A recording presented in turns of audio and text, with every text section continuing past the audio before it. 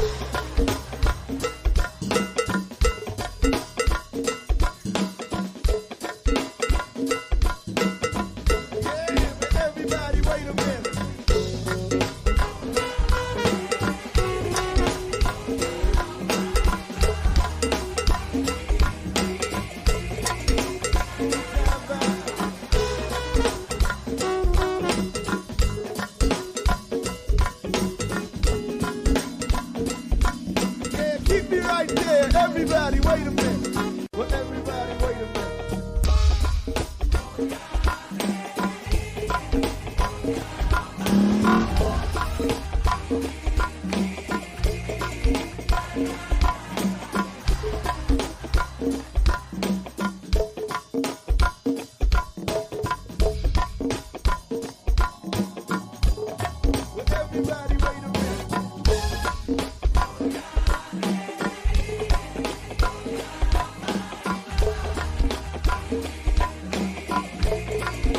I mix what I like, what I like. I mix what I like is exactly where you want and need to be. I mix what I like, organic, vegan, soul food from your immediate diet. Get healthy.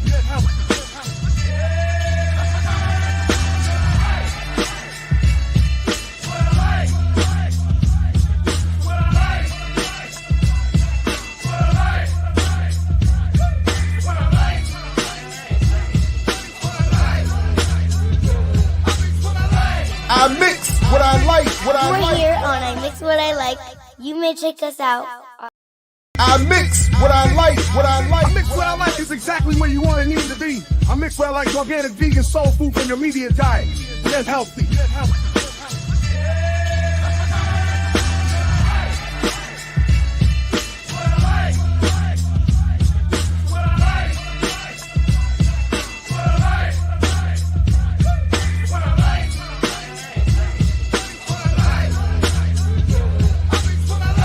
I mix what I like, what I like. We're here on I Mix What I Like. You may check us out on imixwhatilike.org, where you can see all these other shows and what my daddy liked and other cool things. All right, what's up, world? Welcome to another edition of I Mix What I Like right here on I Mix What I Like. I'm Jared Ball, and you know who our guest is, Dr. Todd Stephen Burroughs. The link is in the show description to get his Drums in the Global Village website and more from him. And what's up, Todd? I have to purge, Dr. Ball. I have to purge. Audience, you've heard me say this before. I'm going to have to say it again. Get a snack. Go to the bathroom. I'm going to give you about 5 minutes to do that. Right. I'm going to shout out somebody. All right, hold on, Todd, because your connection is messing up. We're not even getting you. We're not even getting you clearly, Todd. So while we give people that 5 minutes, please, Todd, close other browsers. Please check your internet connection. Close other applications on your computer or whatever you're using so that we can hear you. And while he's doing that, restart your modem, do something, man. But you're even in the background, I can see you freezing up. So I hope this is not going to be an issue too much. But in the interim, please, everybody, like, share, subscribe, support the platform. Part 1 is in the show description with MTUME earlier this morning. Do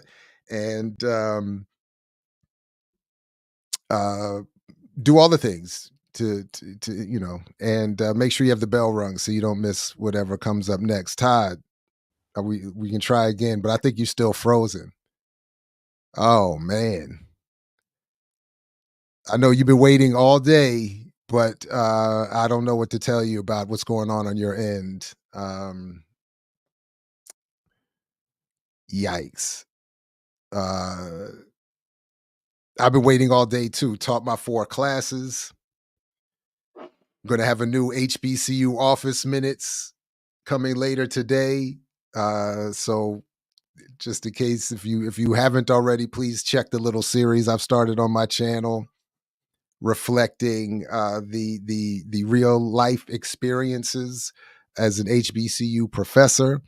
And if you really, really want to hear a more serious, in-depth reveal of some of my experience, please check the Patreon, not of this particular channel, but of Black Liberation Media, where you can get that update. For patrons of this channel here, there will be more coming for you and for members as well. So thank you all for that. But I wanted to support the Black Liberation Media Patreon by sharing that really woeful story. So all right, let's see. Todd, you're frozen in the background. Maybe we could try this if you turn your camera off. Let's try that. Oh, he's not even there. Wow, that didn't even show up. Maybe if you try turning your camera off and we just do audio. Is that better? The sound is working, so let's give it a shot. Okay, so we'll do this without audio. Okay, that's fine. Without video, yeah. Without video, thank you. Well, look, I just wanted to say a quick shout out to because I watch a lot of reaction videos. I've been watching Penguin videos all day, right? Penguin is quite a great show. For those who haven't checked it out yet, it's kind of like that Son of Sopranos show that if you miss the Sopranos, you can watch this kind of show. So I just wanted to give a shout out to Sintel, this brother who does these reaction shows with his partner Rakai Steed. And they do all sorts of things. They do Doctor Who, they do Get Out, they do, movies, they do all sorts of things. So I just wanted to give him a shout out because I know he was interested in this topic. So the message. Well, this book really affected me, Dr. Ball. It affected me so bad I couldn't sleep. When I slept, I dreamed I was working for Amy Goodman. It was really, really strange stuff. Yeah, that's weird. what's happening to me. Very, very strange stuff. Oh yeah, we got the graphic up. Okay, we got the graphic. Let me try to hold on. Let's move the graphic. Hold on. That's so funny. We got the graphic up. All right, I don't know. I'll try to come up with another one, but go ahead. All right, that's fine. So like I said, this book really affected me, and in this post-literate culture, I mean, I'm still debating on whether to write a 500-word review or like a 3,000-word review for my blog. But with all this reading I'm doing of these articles, it said that our young people do not read. In fact, they really have difficulty finishing one book. I mean, they've talked about this, and of course, you and I who teach, we understand this. We deal with this on a daily basis. So I thought, well, let me bother you. So I bothered you late at night to see if I could come on, and I really, really appreciate that, because I need to purge all this stuff I know, because we can't talk about Ta-Nehisi Coates without talking about the whole infrastructure. And we can't talk about the whole infrastructure without going through the whole infrastructure. I mean, from post-World War II up to the present, because the game is always the same game. And so I keep thinking again of this 14-year-old that is not going to, now I know the 14-year-old is not going to read my 5,000-word book review. It's just not. That's good too. My mouth open. That's good. You could use all of these. You could use all of these. I'm gonna come up with another one. I gotta come up with another use all one of these because I gotta get this. I know what I need to do. You can use Go a ahead. cartoon one. You can use all of these, right? It doesn't matter which you use. So I keep thinking of this 14-year-old. Well, like I said, I know now is not going to read this 5,000 words, right? And you know, and that's who you want to talk to, the 14, right, the teenager. Right. Since he wants to talk to his Howard students, right? I'm going to talk to the 14-year-old. I don't know who these Howard students are going to write for. That's a whole nother topic, right? That's another class that he did not, let us peer into, right? But I'm going to talk again to this 14-year-old who I now know is not going to read this 5,000-word article I may or may not write. So I said, let me just kind of purge this stuff right now. So let me start by saying that I'm not here to attack Ta-Nehisi Coates. I'm here to explain Ta-Nehisi Coates. Now, if my explanation is harsh, well, so be it, because I've been reading Ta-Nehisi Coates for like 25 years. And, when he mentioned in the book, oh, I regret some of the things I wrote. Yeah, those are the things I read. Right? The regret is always after, right? After you play the maid, after you do the nude scene, right? The regret, after you get the check, after you get the accolades and the check. Yes, regret. After you become a millionaire, then the regrets begin. Oh, I regret, right? Okay. So, so I need to critique the whole thing. Now, I got to say, for you purists, you ideological purists, you may not like some of the things I say, because, if I have to go after Coates, then I have to go after all of the Black writers who get chosen by white people. And I mean, that includes everybody from Baldwin to Mumia to a whole bunch of people, right? Because as Mumia's biographer, I can't pretend that I know you don't like it. I know you don't like it, but I'm going to explain it. I'm going to know you don't like it. It's all right. It's all right. I'm here to tell the truth. I'm going to tell the whole truth, right? Not just the left truth, not the truth that makes you happy, right? I'm going to talk about Maroon. Okay? I'm going to talk about all of that. Maroon was trying to get a deal, remember? Okay? I'm going to talk about Malcolm. Let's talk about everybody. Let's talk about everybody who's going down this road, not just Coates. Malcolm? Of course. I'm going to get to that. So let's start with the ideology, and then let's take a walk through the history. Now, I want to say this. This is not going to do me any good, because I'm doing all the inside baseball, all the dirty laundry. If I'm wrong on something, I hope that Black Liberation Media will allow that person to come on and say I was wrong and attack me. I hope they allow that, because I'm worried about the 14-year-old. I want to get it right for the 14-year-old. I'm not worried about how I look or how I'm perceived in terms of doing that. All right. So let's start with the ideological component, and then let's walk through the history all the way up to Coates and what Coates is doing, and how that's in the tradition of what all these other people have done in one degree or another. All right, so let's start with the ideology. Okay. We have to admit that we are speaking in an English language, a colonialist language.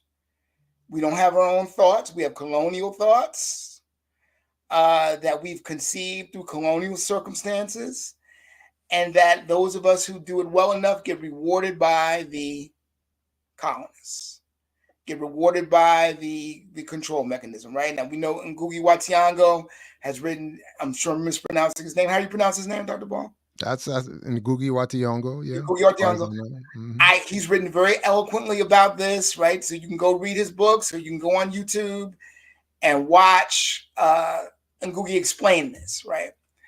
And so we know that when you are dealing with a colonized language, you then have to decide to what degree are you going to be in battle with that. Now, Ngugi decided that he no longer writes in the English language, which is a bold statement, a strong statement, and I'm very happy that he does that. However, his books are still translated into English, and that's how we still read his books. And so it's a good gesture, but the gesture doesn't impact on the reality of the colonized condition. All right? Now, I'm giving that ideology for the purists, right?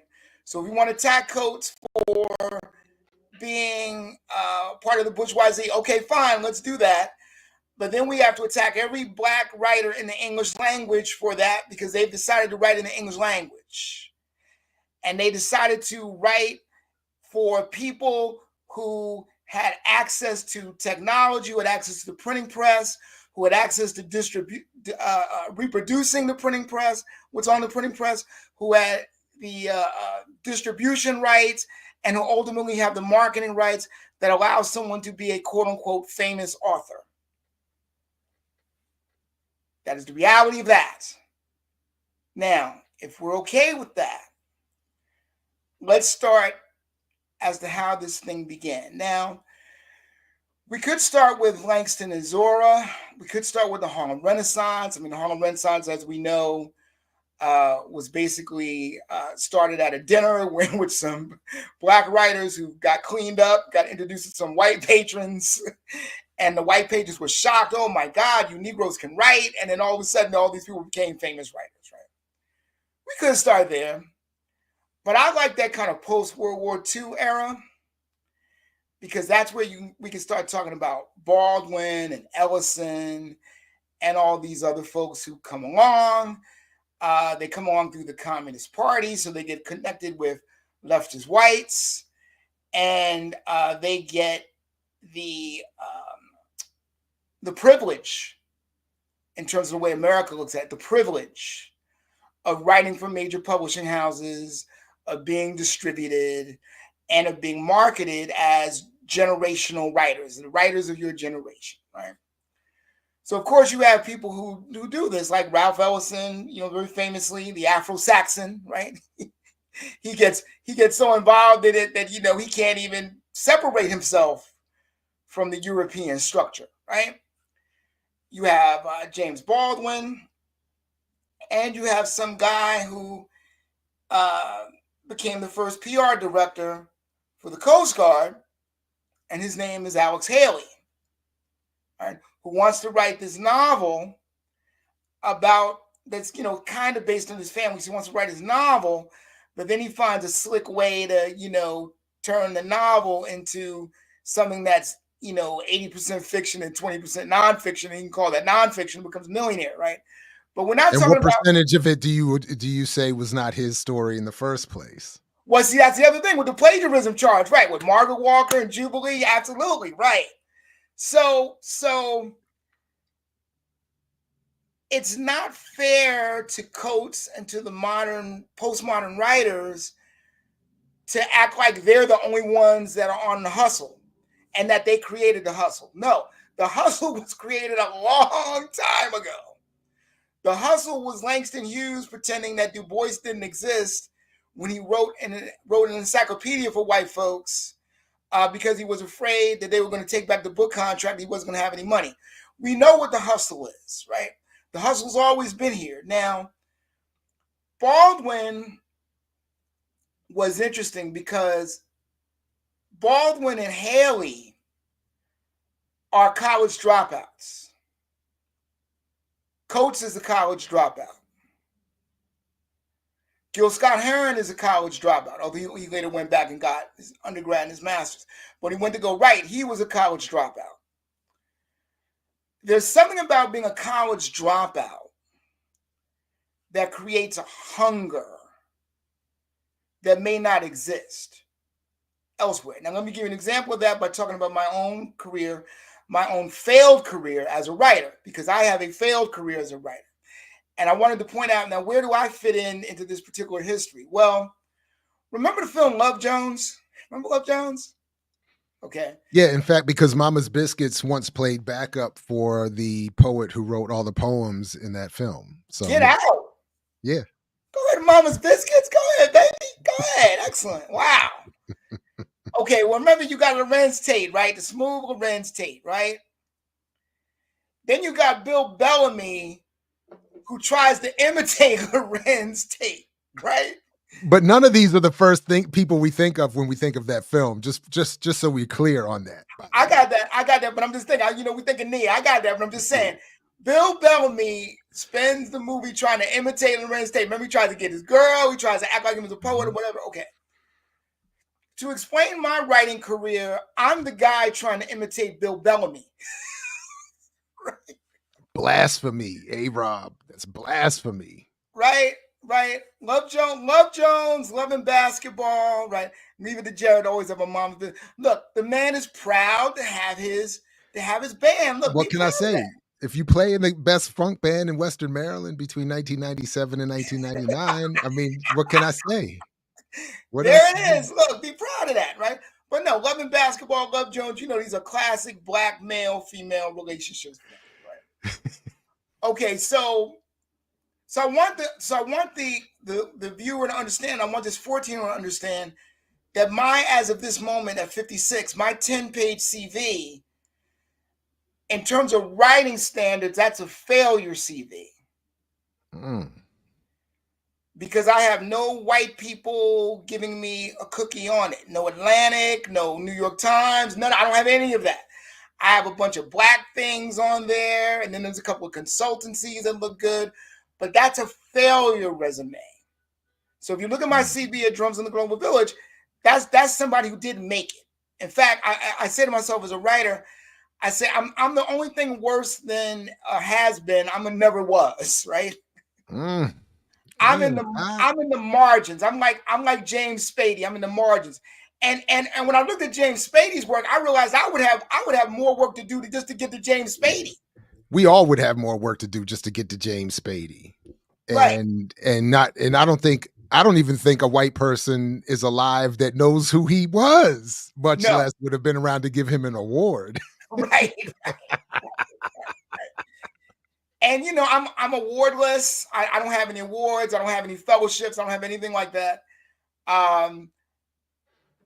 I was a working class person from Newark, New Jersey, worked at our city, county, and really upper half of New Jersey newspaper, the Star Ledger, back when I was a huge newspaper. It was huge, but it wasn't respected. I saw that at 24, I was at a dead end. I could sit at this newspaper for the rest of my life and cover, my friend Larry Hamm and People's Organization for Progress for 20, 30 years, or I could be an adventurer. And what I learned about writing through the James Baldwin documentary, The Price of the Ticket, done by Karen Thorson, was that writers have to be adventurers.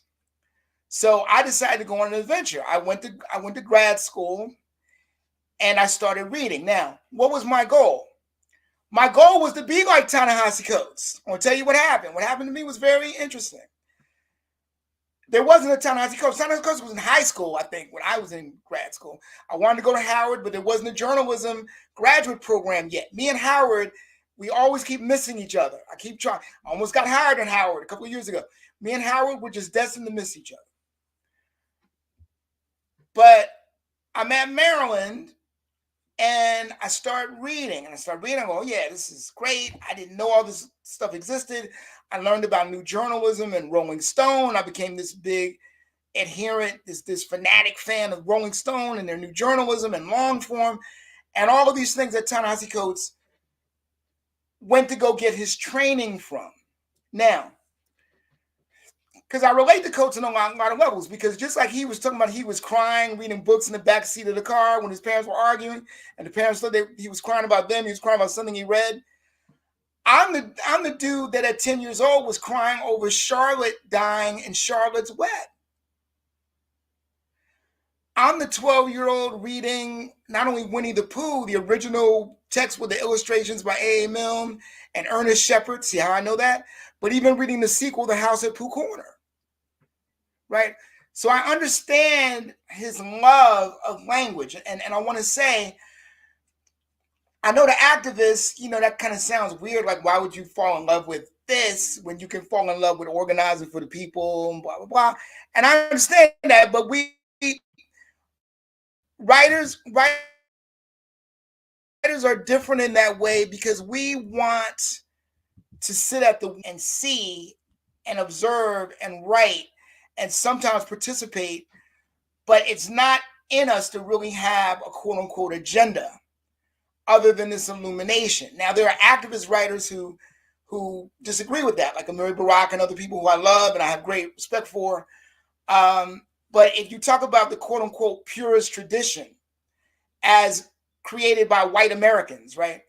It's an observance tradition. So when I went to grad school, I went to Maryland because I found out there was a journalism historian there, and I wanted to be a Black press historian. I wanted to write about Harlem's Black press during World War II. And so I gave up on trying to go to Columbia, which is where I wanted to go, and become a famous journalist and try to get back to the Boston Globe where I interned at. And I instead said, no, become a historian, document this Black press history stuff. So I'm in Maryland and I'm on the track to becoming a magazine writer and becoming a journalism historian, nothing else. But I get diverted in a very major way. I get diverted. And as a result of the divergence, I become somebody who is then looking toward decolonized thought, radical thought, etc. I always knew that stuff, but it wasn't until I got diverted out of my track that I really began to focus on it as my life's work. So what happened? What happened was real simple. My mentor, Don Rojas, who was at the Amsterdam News as a managing editor, got a call from Ben Chavis and said, come be my director of communications for the NAACP. He comes, and all of a sudden, I know somebody literally in the thick of the civil rights movement. And Ben Chavis starts producing these kind of radical postures and radical things that were done. This is like 30 years ago now. And by the way, I write about this at length at imixedwhatilike.org in my Ta-Nehisi Coates type essay, which is called, why do I always forget what it's called? You're not talking about the Broken Streets book. No, that's the book on Roz. That's Sunshine on sidewalks, on broken sidewalks. But there's another book. The Invisible Shadow and the High Top Fade. Oh, that's right. Yeah. The Invisible Shadow and the High Top Fade. That's my Ta-Nehisi Coates book on political prisoners, right? So I write about this NAACP period at length in that essay on imixedwhatilike.org. And you see why I'm so loyal to Dr. Ball, because it's Dr. Ball who's allowed me this kind of audience, both in terms of in-text and now talking to you, where I get to actually articulate these thoughts, right? So we go through the NAACP experience. There's a lot of stuff going on. There's a revolt among the conservative people at the NAACP to get Chavis out. Chavis couldn't keep his pants zippered, and he wound up paying off women. This is all pre-Me Too, way pre-Me Too. Sleeping with members of the staff. I mean, the whole thing it was all kind of chaotic. And while we're doing all of that, we're inviting Minister Farrakhan to join like a Black Leadership Roundtable that the NAACP is sponsoring. So all this is happening at the same time. So of course, all of those conditions allow it to blow up. And so it all blows up in our faces. But the fact that I was able, thanks to Don Rojas, who I'll always be grateful for, who, by the way, just retired. Ron Daniels threw him another tribute fundraiser. He's going now back home to Grenada. He's going back to live in Grenada. And he's going back to educate people about the Grenadian Revolution that he helped lead with Maurice Bishop.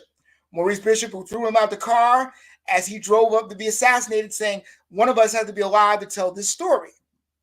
And when Don goes down the hill, goes to the radio station, and just like Jean Dominique, they tell him, you got to leave here right now because we have orders to shoot you on sight. Right?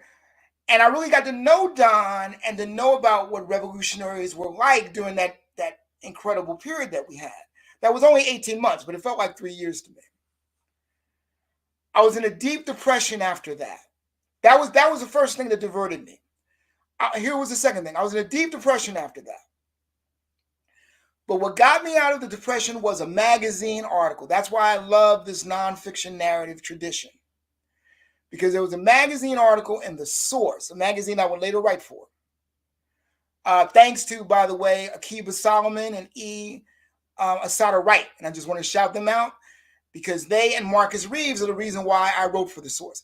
I went to Marcus Reeves in the late 90s thinking this was some hard thing to write for a national magazine. He goes, no, just email Akiba. And then all of a sudden I'm writing for The Source and I'm like the Mumia Bujamal correspondent. But back then I was just a reader. So I read this article written by T.H. Tompkins, somebody who I want to meet one day. He wrote this article called Death Certificate. And it was about this guy on death row in Pennsylvania who was at Huntington and was about to be transferred to SCI Green, and they thought his death warrant was looming. I got the galleys of his book, and it knocked me out of the depression. And that began the association with Mumia Abu-Jamal. Now, I had to be prepared for that. Like I had a flyer. I found out years later, I had a flyer on Mumia Abu-Jamal back in 1990 when I was still in Newark. Still in my newspaper. But I just, put it aside. I didn't worry about it. But it was only when I started reading his writing in the Daily Challenge, in a New York Black daily. And I didn't know who he was then because the Daily Challenge didn't say he's on death row. They just printed his articles. So when I found out, when I made the connections years later, I said, oh, okay, I've been prepared for that. And so as a result of that diversion, I wasn't going to go down the road Coach was going down. But also, to go back to the hunger part, I also wasn't hungry. He was literally hungry. He dropped out of school. He had to drive a cab.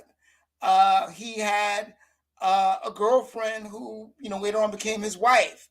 They began to have babies. So he had to succeed. He had to go and learn from the people in charge of this narrative nonfiction thing. Well, I didn't have to do that. I was at Tulane Drive reading books. He was out having to succeed. So what does Coach do? He goes through the farm system on how to succeed, and he goes up the ladder. And I'm going to get to that in a moment.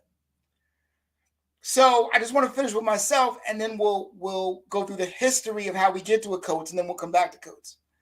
So I fell in love with the reading, and that happens in graduate school.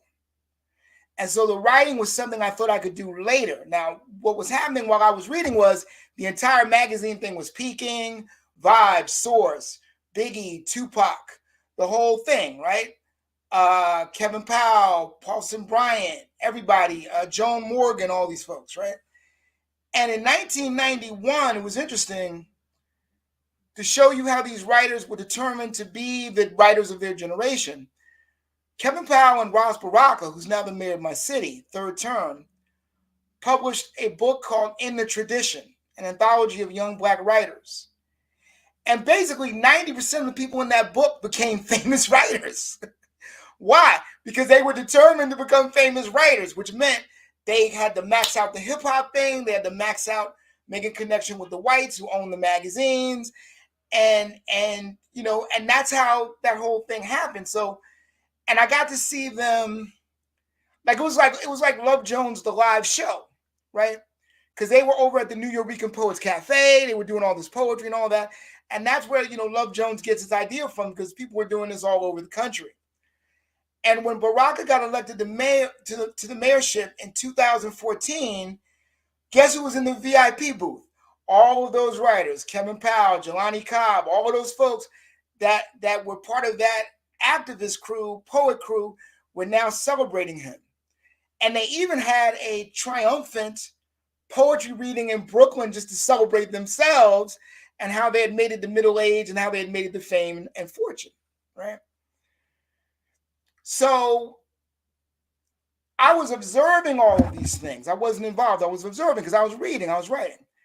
And so while I'm making sure Mumia's column is going around nationally to the Black press, because I'm working for the Black press, the New York Poets Cafe is having this big poetry reading with all the star writers, and they made a book called In Defense of Mumia. It's a hard book to get now, In Defense of Mumia. I was so jealous I was not in that book. But I wasn't in the mix. I was in Washington, D.C. photocopying Mumia's column, right? And so that's why I had to do my own book on Mumia that has all these writers in it. I had to do that because I had to say, look, I want to be one of the stars in this. I want to be part of this, this kind of ego thing, right? And so doing good and doing well at the same time. So that's why I went and did the book on Mumia, because to be a writer in the 90s meant that you had this kind of cachet because of the magazines. You had all these magazines out that you would get at the newsstand, and people would argue over and talk about on radio station like Hot 97 and all of these things. So what I'm trying to say is that all of this is not new. I know we're kind of going back and forth, right? If we were in the TARDIS, we'd be rocking back and forth between the past and the future, right?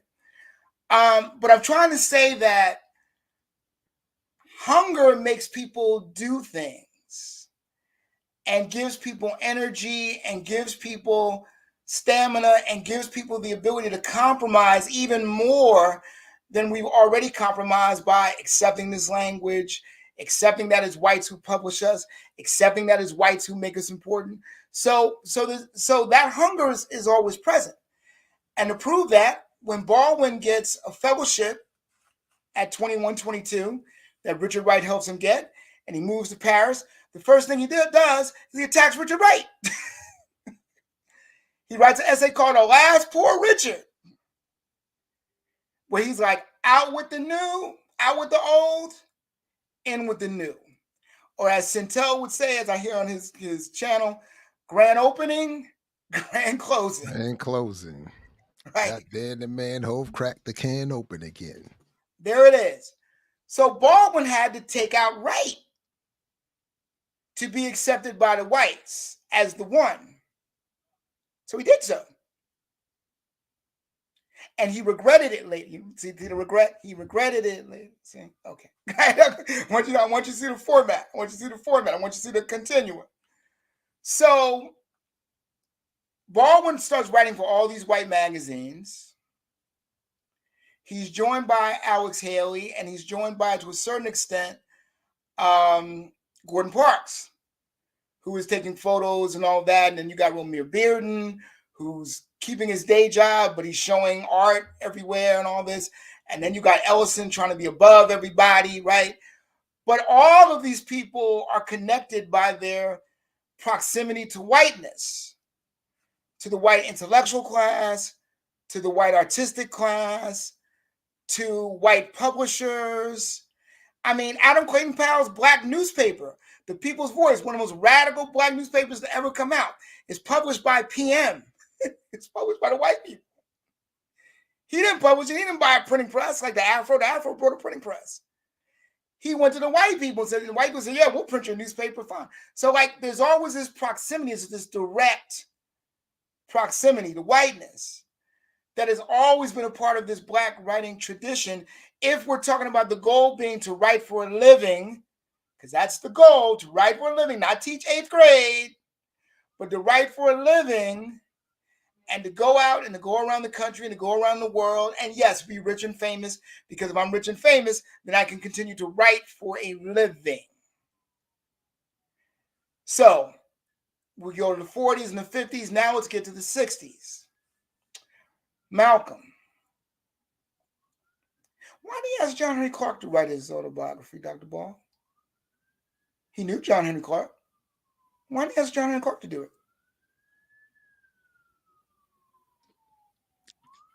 Isn't the story that Haley went to him with the idea? Yeah, but why did he turn Haley down and said, no, I Playboy? want John Henry Clark to write it? How come he didn't turn Haley down, Dr. Ball? Said, no, I want John Henry Clark to write it. That's my boy. You ain't my boy. You're just somebody I know. His version is because he wanted a version. He wanted to write. He wanted a version of his life that would initially have been a recruitment tool for the Nation of Islam. Right. That's the purpose of the book. Right. So maybe he thought Dr. Clark, being anti-Nation of Islam, anti-religion, wouldn't have. Maybe.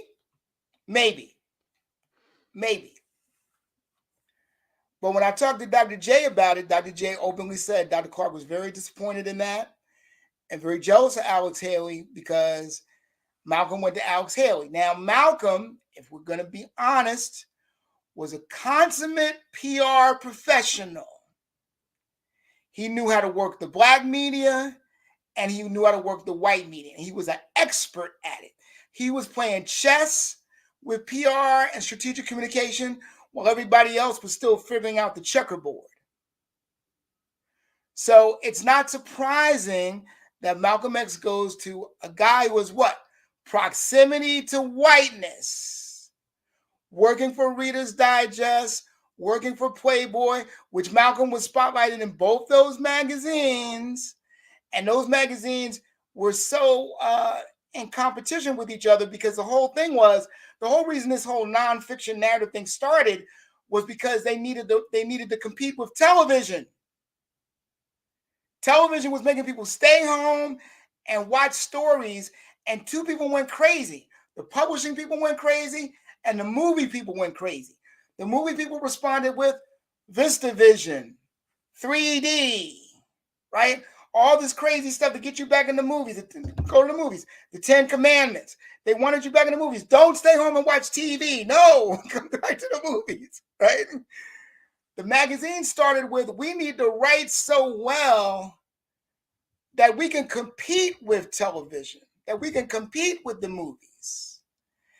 And that's where you get this whole nonfiction tradition that gets stronger and stronger because Life and Time start adopting it. And then there comes a magazine that attempts to be a literary masterpiece every week called Sports Illustrated, about sports. And so you get this whole tradition. So these whites are running.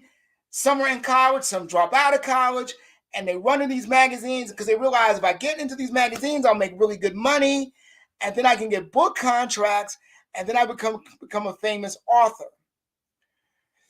Because the real goal on the white side was to write something called the Great American Novel.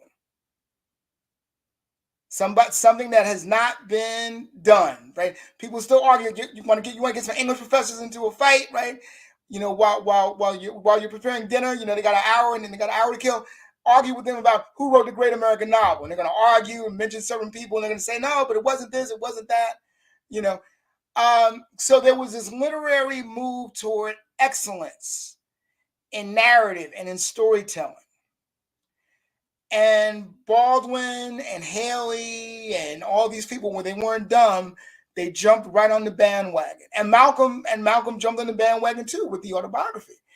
And the only thing, and I've said this to you before, the only thing I like about Manning Marable's Malcolm X biography is that he documents well the correspondence between Haley and Haley's agent. And they talk about the book, and they talk about what the book is going to be, and they talk about what the book is not going to be, because they wanted to ride this narrative train, not only for Book of the Month Club, which was huge, that was like the Amazon list of its day, but also because that the printing press had become so developed that there was something called the mass market paperback. And if you could get your book into the mass market paperback, you could become a millionaire. But what the Marable book does not do is publish Yeah. the emails between Marable and the editors and publisher there at Viking. Oh, I agree. Oh, I agree with that. Oh, yeah, I agree with that. I agree. But I'm talking about. I know what you're saying. Because again, the Marable book is being published on an even bigger white platform for even more white audiences. Right. Exactly. But my point is, it's never not been about the white audience. And every black writer can be in denial about this, from Baldwin up to Coates. Because again, Coates finally admits what I was saying to you years ago in my office, that they have to find this new spin on whatever they're writing about in order to get accepted. And Coates admits he does that. I'm going to read the passage when we get to Coates, but I want to get the road to Coates so that we understand this. So everybody's playing the game. Malcolm, Baldwin, everybody. Haley tells the people in Gambia a story. He says, I'm looking for this story about my great-great-great-great-grandfather who cut up a drum and all of that. And the Gambians talked with each other and said, okay, he's an American. He might have some money. And the Gambians go, yeah, that's what happened. Yeah, that guy who cut the tree for the drum. Yeah, that's exactly what happened, right? And Haley goes to Gambia, and the Gambians welcome him. The village welcomes him and all that. And he goes back on the plane back. Who's on the plane? Baldwin. Now, Haley and Baldwin have this relationship because when Haley was literally starving, and believe me, I know what this is like, trying to pay bills and all this. I'm going through this personally myself right now at this very moment. You know, Haley literally wrote letters to all the famous black writers asking for encouragement. Only one person wrote back, Baldwin. Baldwin not only wrote back, but he came to Greenwich Village to visit Haley, to give him encouragement. So Haley is coming back on the plane. Oh, by the way, Haley went to Gambia off of Reader's Digest money. I don't know if you know that. Reader's Digest gave him a year's salary and said, okay, we believe in you. So go research this, do whatever you want to do, take as long as you want to take. Reader's Digest, as long as Reader's Digest gets the first article. And Haley said yes. Okay. So Haley's on the way back. And what does he tell Baldwin? He says, I hit the jackpot, baby.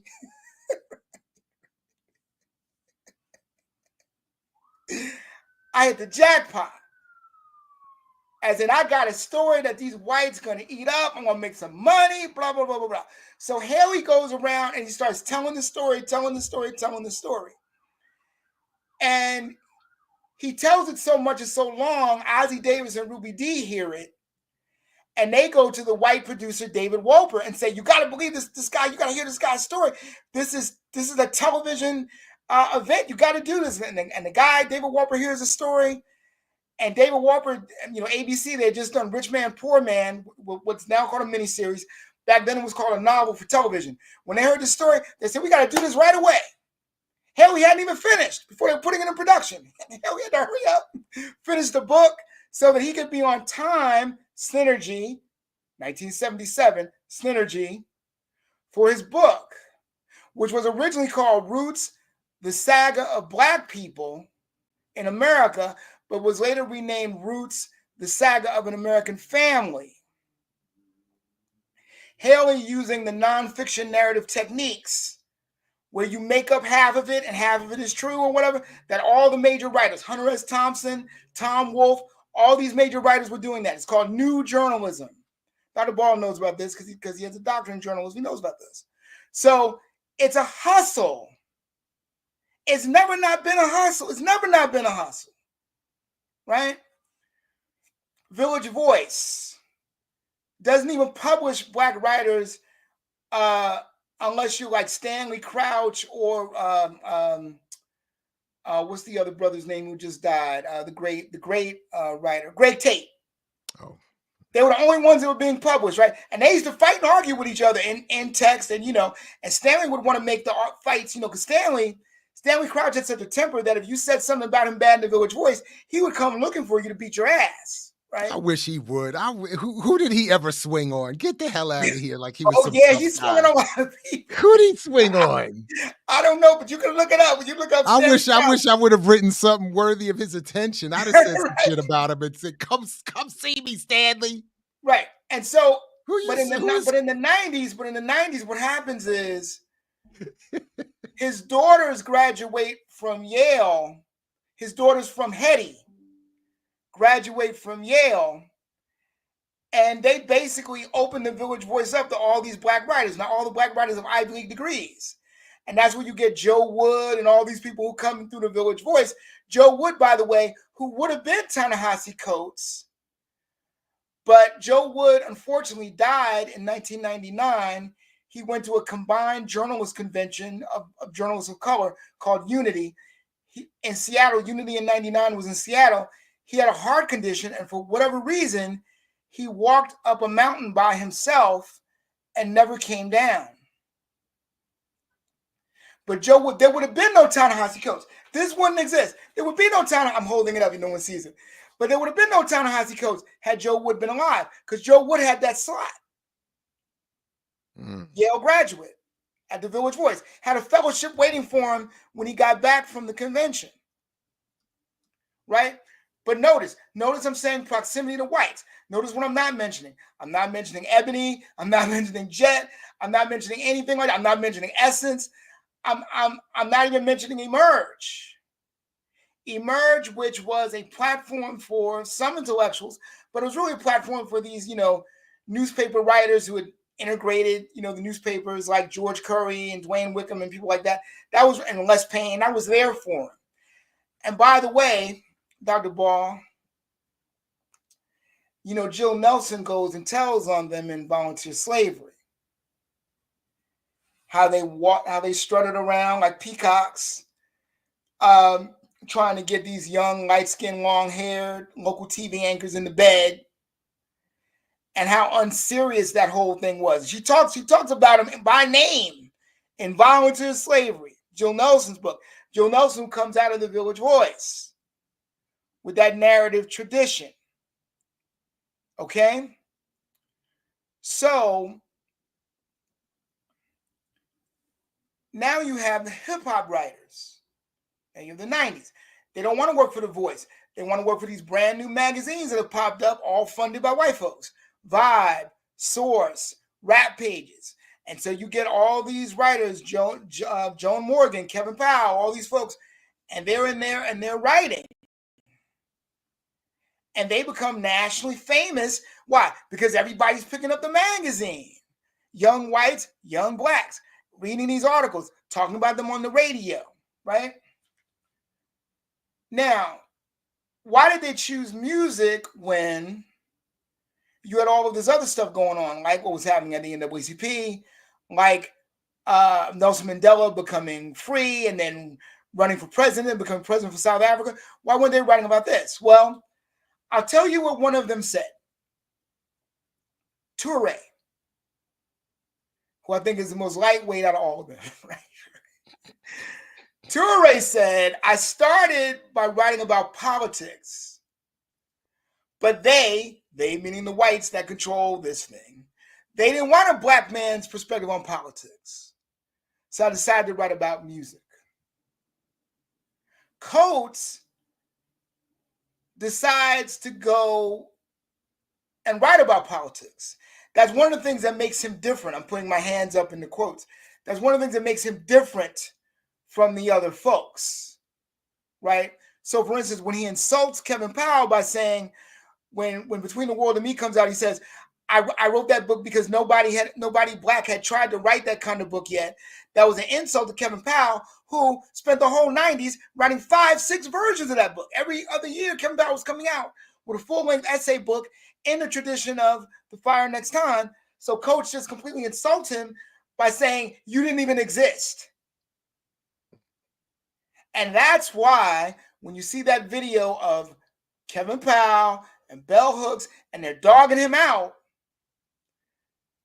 Bell Hooks talks about, oh, white people love him so much, which of course is ironic for Bell Hooks to say that. But we're not going to get into that.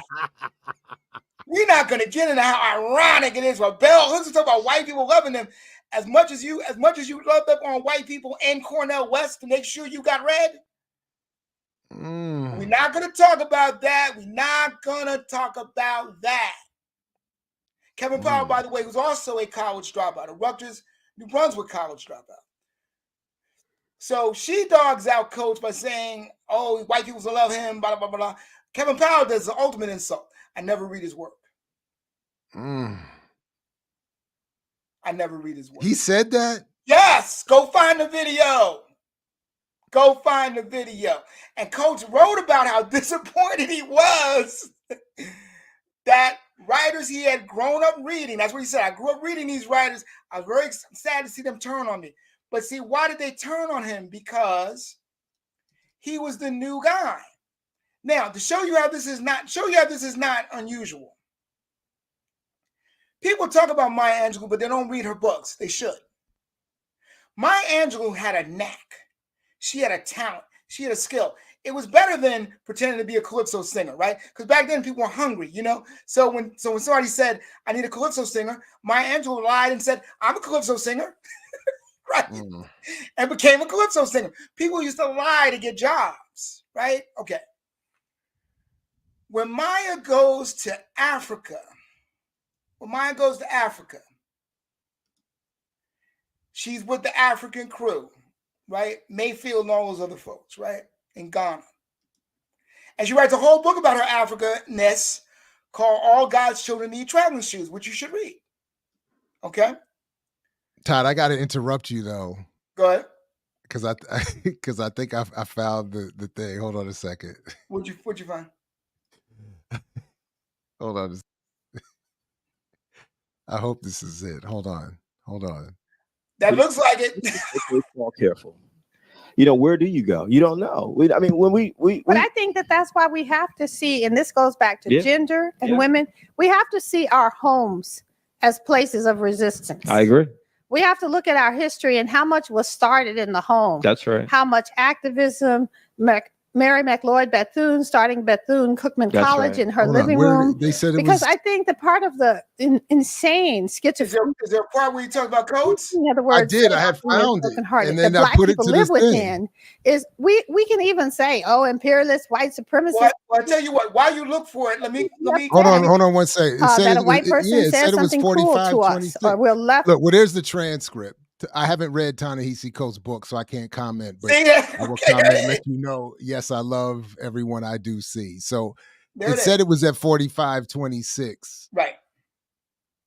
And then I put it at 45:26, but it's not there. Majority white Jim feel comfortable in Brooklyn Heights. Hold on. And so I say, I need you to come down and have a conversation. Guess what the white male says to the black male about this black male? He's angry, clearly, and I'm going to call the police on him. And, you know, I haven't read Ta-Nehisi Coates' book, so I can't comment on that. But what I will comment on, you know. Right. But let me get to that's all it took. But let me get to how the disses have historical streams, right? So what are Maya and they're Africanists, right? They're Pan-Africanists, right? They rejected America, right? They go protest at the American embassy. They're Pan-Africanists. Maya's learning African languages and all that, right? Okay. So guess who they talk about like a dog? This black writer that the white people love so much named James Baldwin. And they talk about him like a dog. It's in the book. Now, later on, they become best friends with him, and Baldwin and Angelou become brother and sister and all that. But in the beginning, he's just this new guy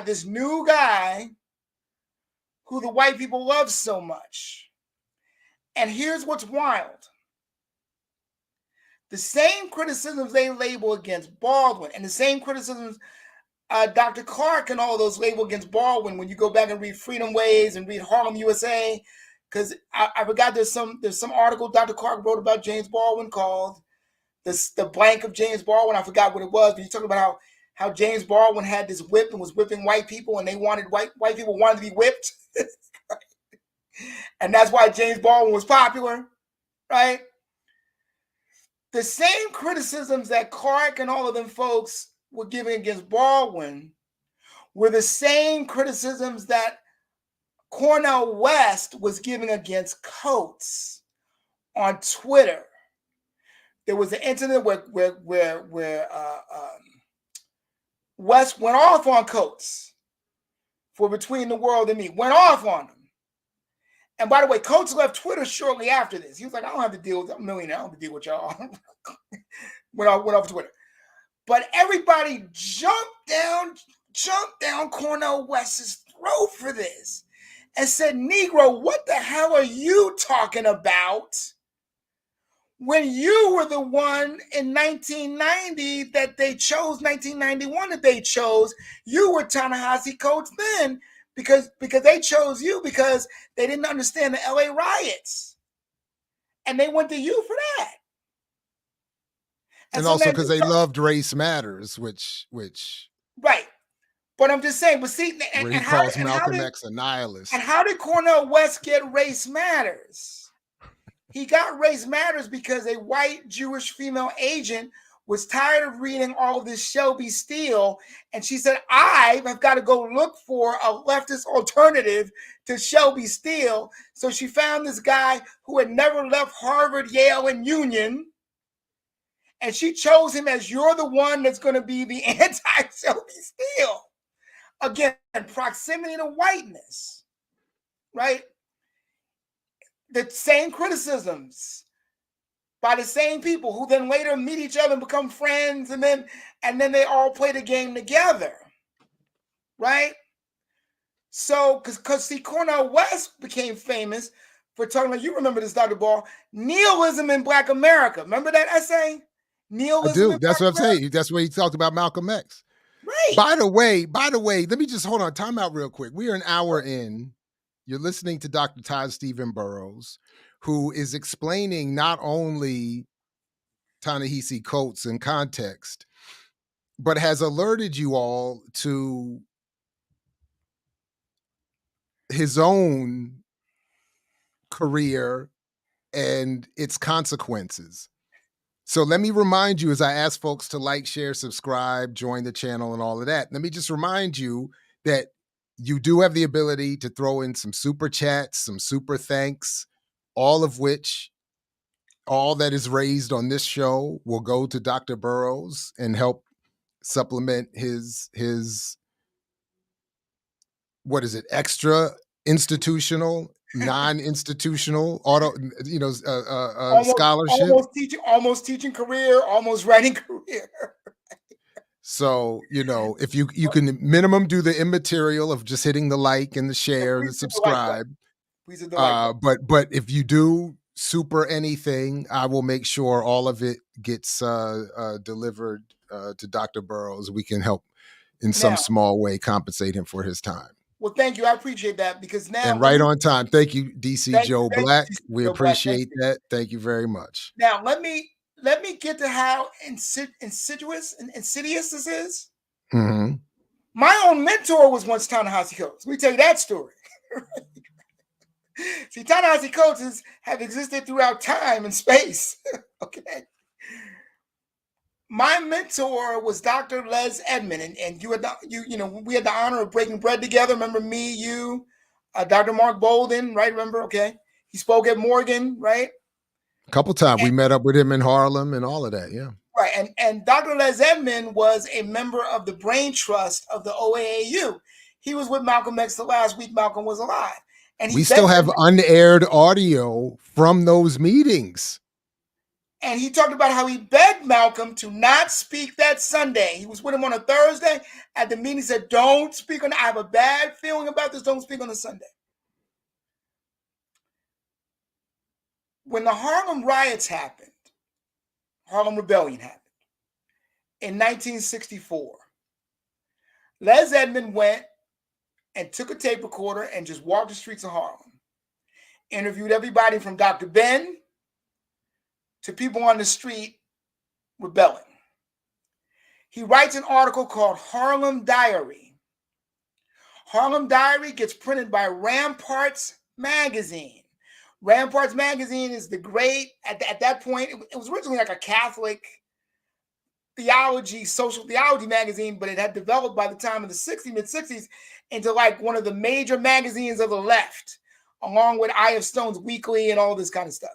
So he gets printed in this magazine about the Harlem Rebellion, and he becomes so big, not only do they have a reception for him in New York, the black bourgeoisie, the black intellectuals have a reception for him in New York, it becomes required reading for the Berkeley Journalism School for the next 2 decades. One article. But as you remember, Dr. Ball, I told you when Coates put out that article on reparations, I said, if you remember, I said, if we get reparations, it will partly be because of that article. One article. And if I didn't say it, I wish I would have said, and when we don't get reparations, it will also be because of that article and articles. Right. But right. All right.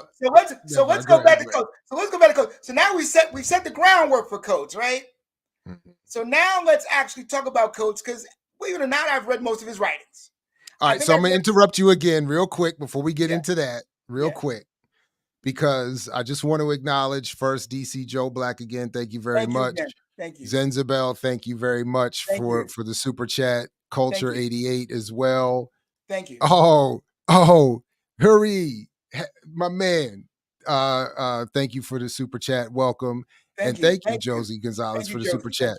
So I had the honor of working for Josie during the summer, teaching her community journalism class, Saturday class. Ah, that's right. I didn't even put the two together. Right. Josie, right. Salute. Because Josie is doing a very serious decolonized website, Public Square Amplified. She should be supported by this audience. So, and thanks for the super chat. One more pitch to get more of you to support Todd here, because now that I'm thinking about it,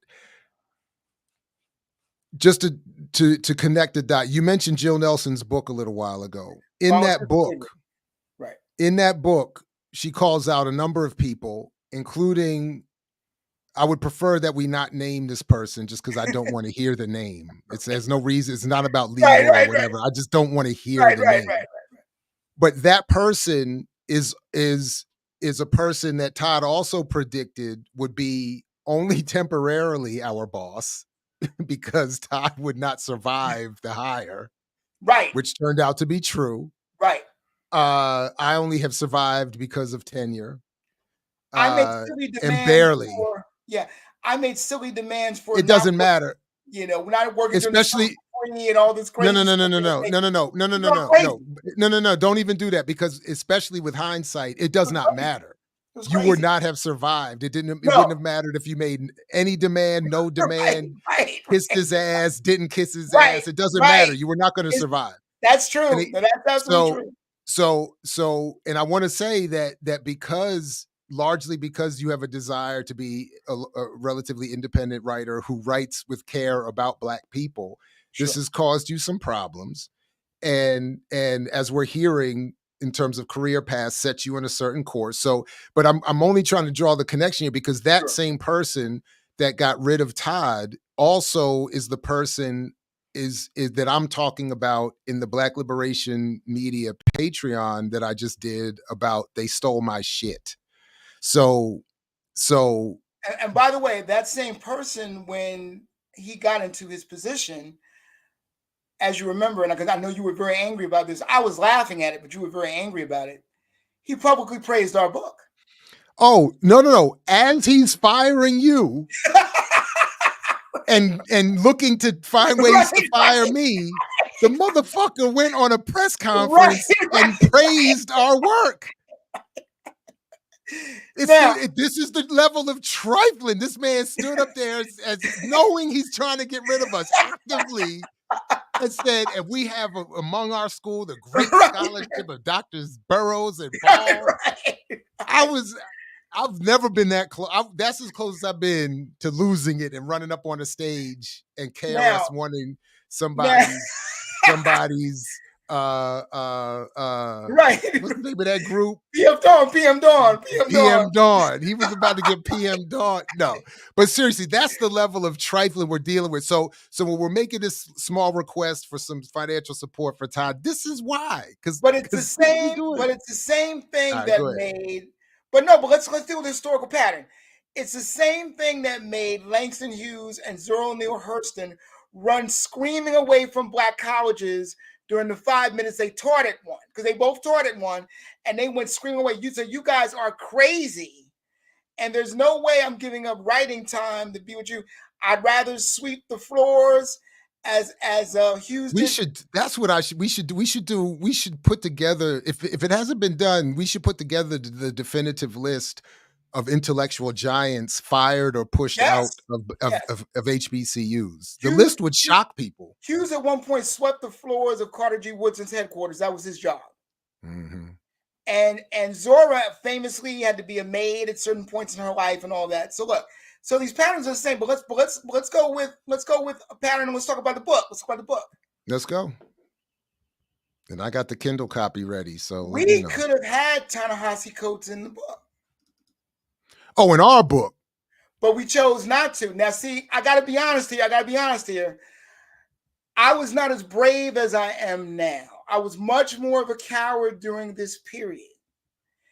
And it was Dr. Ball that made me a bit more courageous in order to say what I really thought, because I was afraid back then of what other writers would think of me and all this. And because I thought I was one of these people, and, I didn't want to mess up bridges or burn bridges, but I assumed I had bridges. That was a mistake. I assumed I had bridges to burn.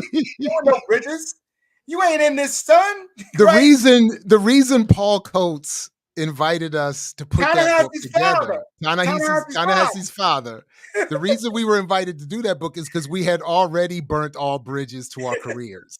So that's why we were the last people standing with anything even adjacent to the qualifying credentials who would have been willing to do it. I appreciate your kindness here, but that is not accurate what you just said. Let me give you the accurate version of what really happened. Paul Coates went to Dr. Ball because Dr. Ball was developing a reputation of being truthful and honest and not worrying about consequences. And had already burnt all bridges to a career. Exactly. All right, Dr. Ball, as was his wont back then, wrote me into being the co-editor of the book. I was not asked by Paul Coates. I was asked by Dr. Jared Ball. And so just like he wrote me into being WPFW, and that's how I got on Pacifica, and that's how we hooked up with Dr. Haight, and that's how that whole thing started. I was working. So I just want to be accurate with that. But let's talk about why we had to tell Paul Coates that you're publishing our book, but we're not including your son in your book that you're publishing.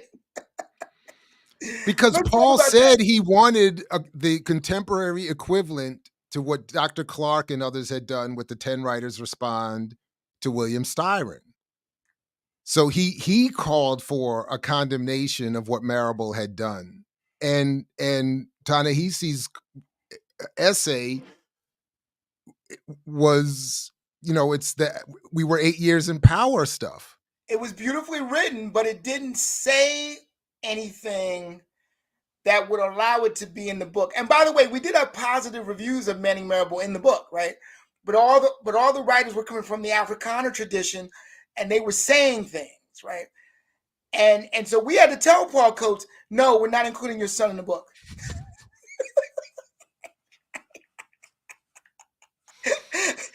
I admit I shook a little while doing it, but Dr. Ball did not shake. He was very consistent. All right. But let's go into Coates. Okay, now. So 2021, drops out of Howard. He's gotten all the Afrocentrism in him kicked out of him by Dr. Edmund Murford, a major Black historian. He writes about this in Between the World and Me. He was Afrocentrist, so Dr. Medford kept having responses to all the stuff he was saying, And then he started questioning that. And then that began with him going, okay, well, maybe I need to question this whole black nationalist thing, particularly since it clearly didn't work. Right? Looking at what my father and what other people have gone through. And by the way, other people have done this. Ras Baraka, who's running for governor, has clearly done this. He said, my father was about articulating the problem. I'm about providing solutions. We can argue that all day, right? He's in his third term now. Now he wants to be governor. Okay. So it's in this questioning thing where he then goes to the Washington, D.C. equivalent of the Village Voice, something called City Paper. And he becomes a writer for City Paper. Now, he says in Between the World and Me, all writers' stories start in failure.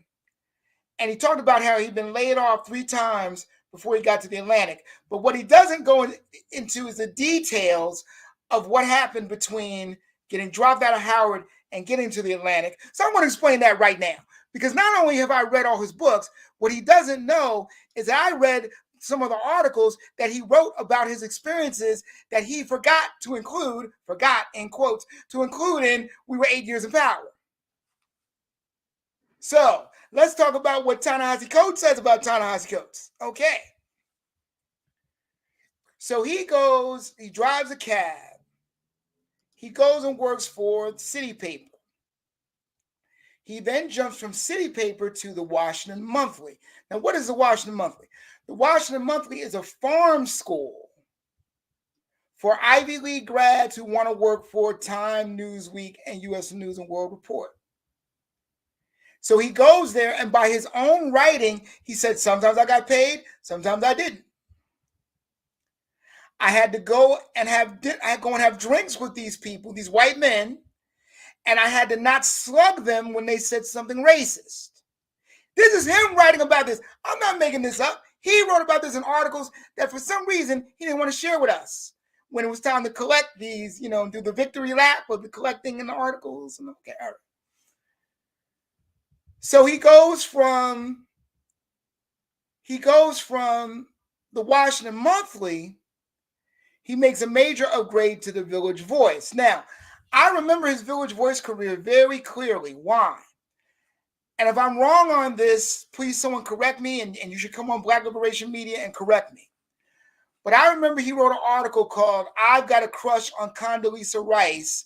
I hope she doesn't blow up the world.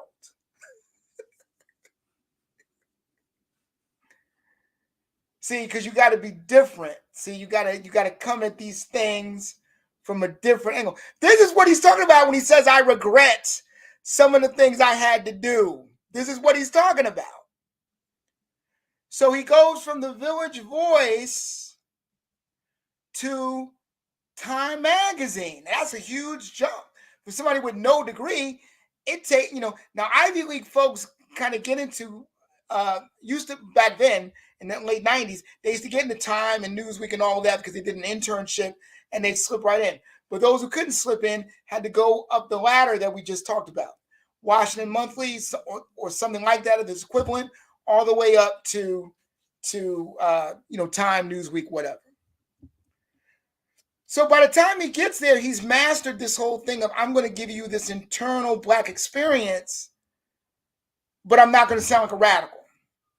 Now, what was so important about the message, the other thing that was so important about the message to me was that, Coates always pretended like he was some new Black writer that, people hadn't written for these magazines before or whatever, just new Black writer. But I now understand what he meant. What he meant was, because he says in the message, he says, Black magazine writers for these intellectual magazines before me were distant from the Black community. Now, what does he mean by that? He means people like Adolph Reed and them folks who are not living in the Black community, not part of the Black. That's what he meant.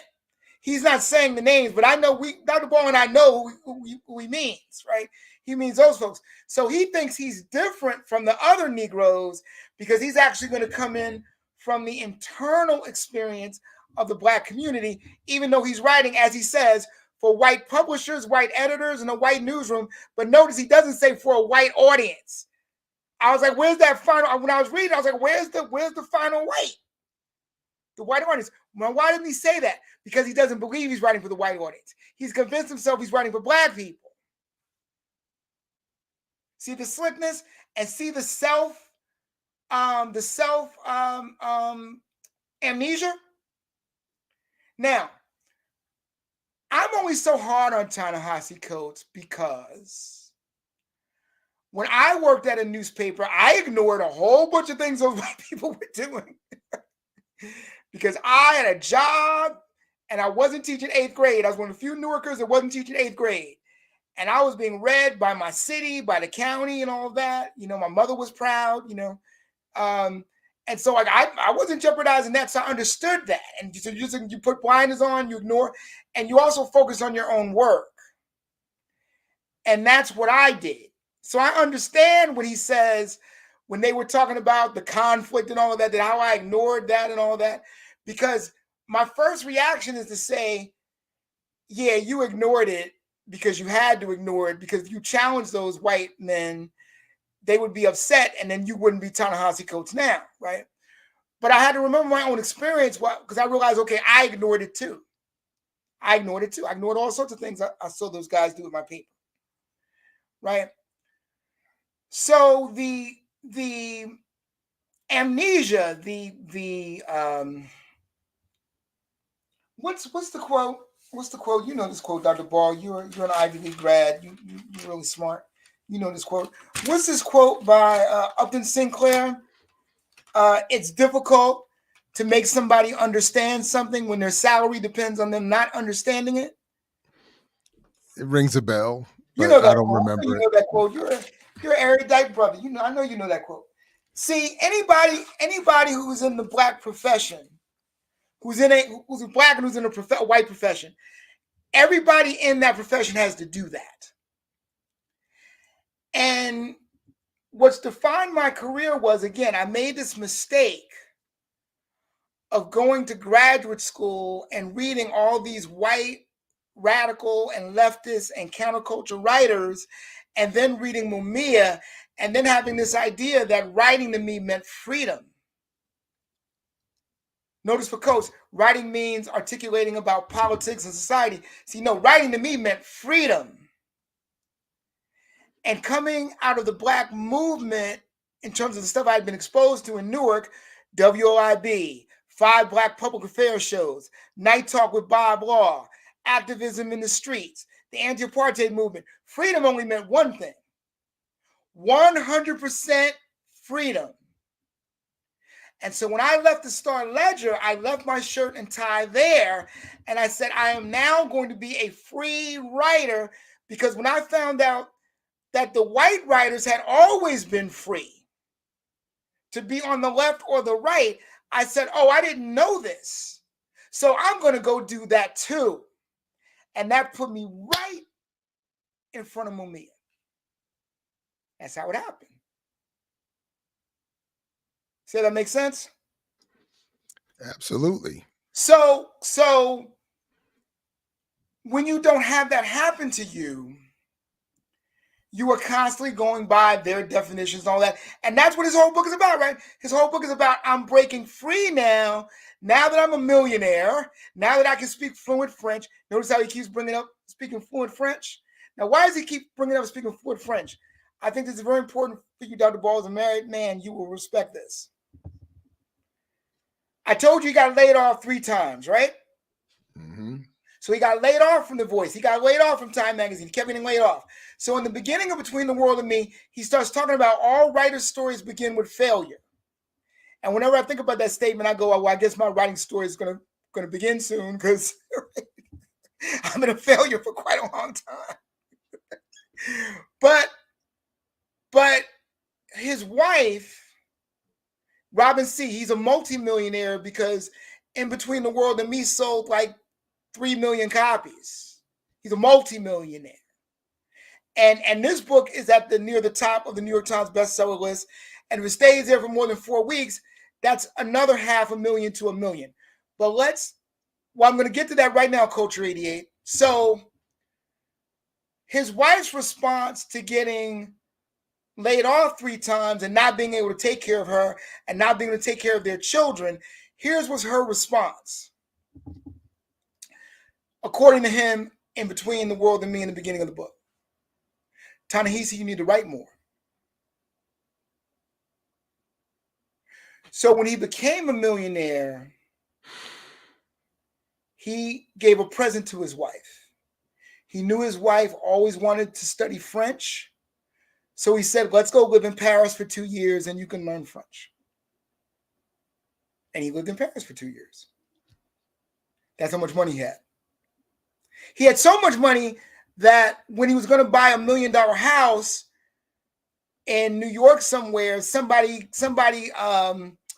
spilled the beans in the real estate office or whatever, and he started getting visitors to the house. People were coming and knocking on the door at the house, and he felt his children were in danger, so he then reneged on the deal to buy the house.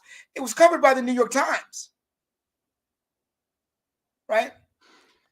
So here's a man that made so much money, he can treat his wife to 2 years in Paris. So you can study French, baby. You know, I love you. Thank you for taking care of me. Thank you. All right. You were the only one to not believe I was a trifling black male. Thank you. Right?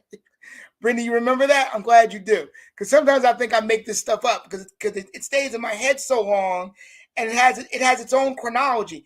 It has its own narrative inside my head. Sometimes I'm thinking maybe I'm really making this stuff up. See, what I'm doing right now, as I told Dr. Ball I would do last night, is I'm purging, because I need you to understand this game that everyone is playing. Because see, while Ta-Nehisi Coates was at the Atlantic, Kevin Powell was running for office, and he had just finished a decade and a half of making $300,000 a year on being on permanent speaker tour. He even came to the University of Maryland once, and I saw him. We went out to have the dinner. We went out to have dinner the whole day. He paid everybody's dinner. About 20 of us came, you know. And so, like, these people live very, very well who are adopted by whites and are projected as the next one, right? So you have Cornel West being replaced by Kevin Powell, and to a certain extent Deborah Dickerson. Deborah Dickerson was a leftist contrarian. You remember that name. But see, Deborah Dickerson messed up. She got kicked out of the white elite circle. Why? Because she said Barack Obama wasn't black enough. And that was unforgivable to the white intellectual class. Yeah. She also wrote a very long series on Mumia where she looked at all the evidence and said he's probably guilty. But it was a good series, though. I mean, she went into a lot of the details. Right? So these voices come in and out, and many of them have Ivy League degrees. Notice the disparity. You either have to have an Ivy League degree or you got to be a dropout. Either you got to be from the intellectual elite already, or you got to be so hungry to get in that they remind you of James Baldwin. See the pattern? It's the same pattern. Right? But didn't you tell me that in doing this book, he is ruining his relationship with these folks? And that's why I'm now a fan of his, but notice a very critical fan. Because, but what do you see in this book that does that for you? Because when I read it, it's the exact opposite. And when I get permission, I'll share it or invite him to come on here. But Daniel from our football talk group wrote a short little essay in which he focuses more on what you talked about in terms of Coates's hostility towards nationalism, and that's something that MTUME in our discussion and in this that is linked in the show description that aired this morning. What we both missed is that point that Coates exhibits a hostility. Now he applies it with some equanimity to Israel, saying that Zionism is nationalism gone wrong. But his ultimate critique is of nationalist politics, which easily situates him in a safe space vis-a-vis Black criticism in white spaces for white audiences, because he'll never go far enough in that critique to sort of cross over into hostile politics. So that's why all he can say in this book is, where are the Palestinian newsmakers in the newsrooms? Okay, if you want, which is such a silly. Yeah, go ahead. Well, no, and by the way, I agree with you, particularly on that last part. Let's talk about how Coates views the world and how he engages the world and all that. Let's talk about that now. Coates is an atheist, but he's not an atheist like a leftist atheist. He's not that kind of atheist. Yeah, you're not an atheist. You like saying you're not an atheist. I'm not. No, you're not. You are an African. I know you believe in African practices and religion. And you may not practice it, but I know you believe in the spirit realm where the ancestors are and all that. I know you believe that. Because I don't really believe black people are atheists. I think in fact, sometimes I think atheism is the wrong term. I think those people are just skeptical of religion. They're just tired of being force-fed religion, and the rebel against that. They go, "Oh, fuck all that, I don't believe none of that." I think it's a backlash against religion, right? All right, we can come back to that. Go back to his point about him. I think we all believe in the invisible forces that organize society and that organize nature so well, where everything interlocks with each other. We know somebody designed that, right? So we're not going to get into that. So. But Coates' atheism makes him a permanent skeptic of everything. And his whole thing is, I'm skeptical of everything. Mm-hmm. So when he writes Between the World and Me, and by the way, I think his best book, by the way, is his memoir, A Beautiful Struggle. If you're going to read Ta-Nehisi Coates, read A Beautiful Struggle, right? Even though he dogs out Morgan in it, because he tells Paul, his father, I want to go to Morgan. I don't want to go to Howard. I want to go to Morgan, be with my friends, and be in the drumming circle and all that. Coates says, no, you are not going to 13th grade. So, moving on from that. Is that not the language that we've used ourselves? All right, go ahead. So, moving on from that. Oops. Yeah, zero oops. Right? Okay. So Coates is critical of nationalism. He's critical of integrationism. He's critical of liberalism. He's critical of all of it, right? And he walks through Between the World and Me and this book as if he is searching for something that he can't hold on to, some wisp of smoke that would give him an ism that would be his, and he can't find it. Right?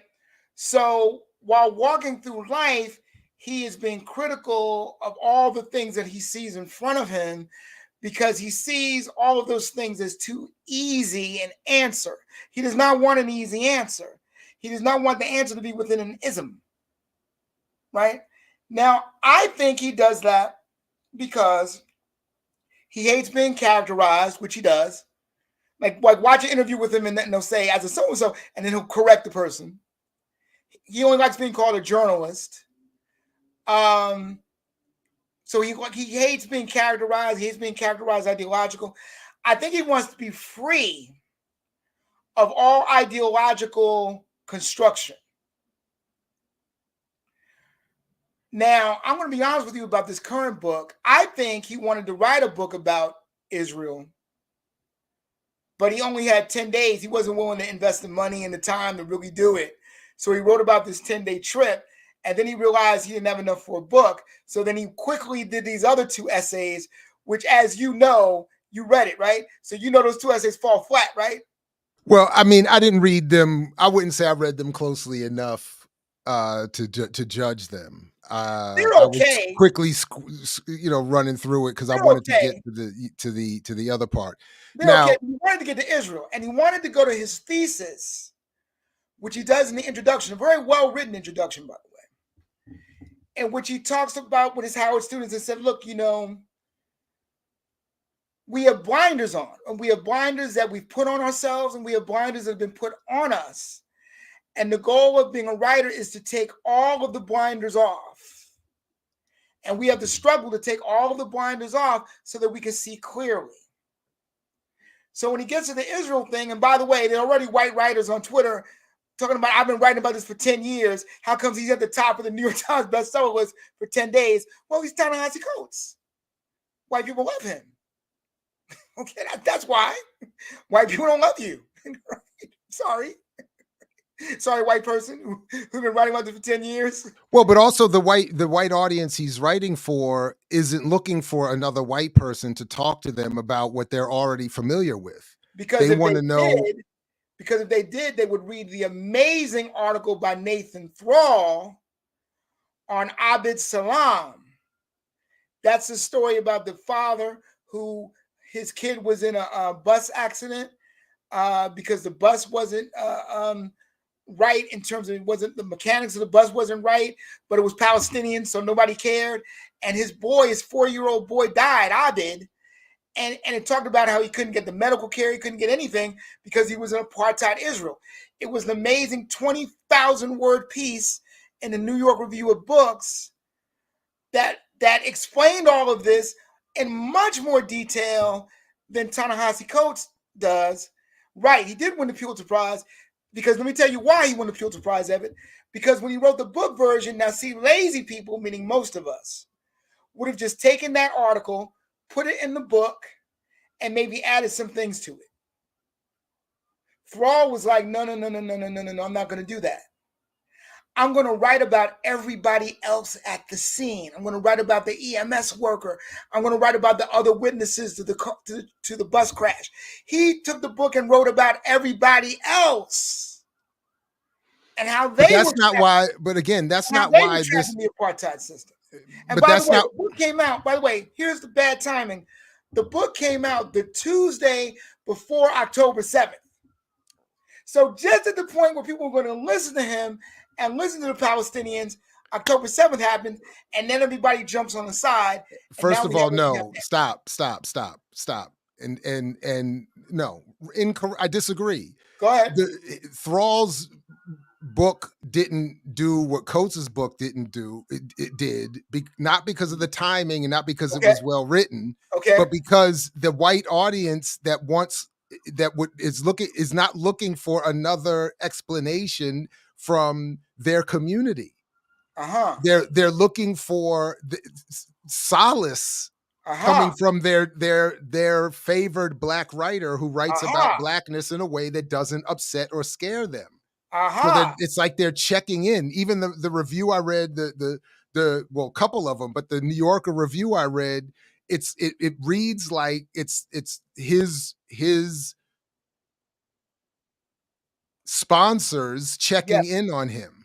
Yes. So they're not looking for an expert analysis on the issue. They already think they have their answers, which is why his book does so well, because it doesn't say anything new and it doesn't advocate anything.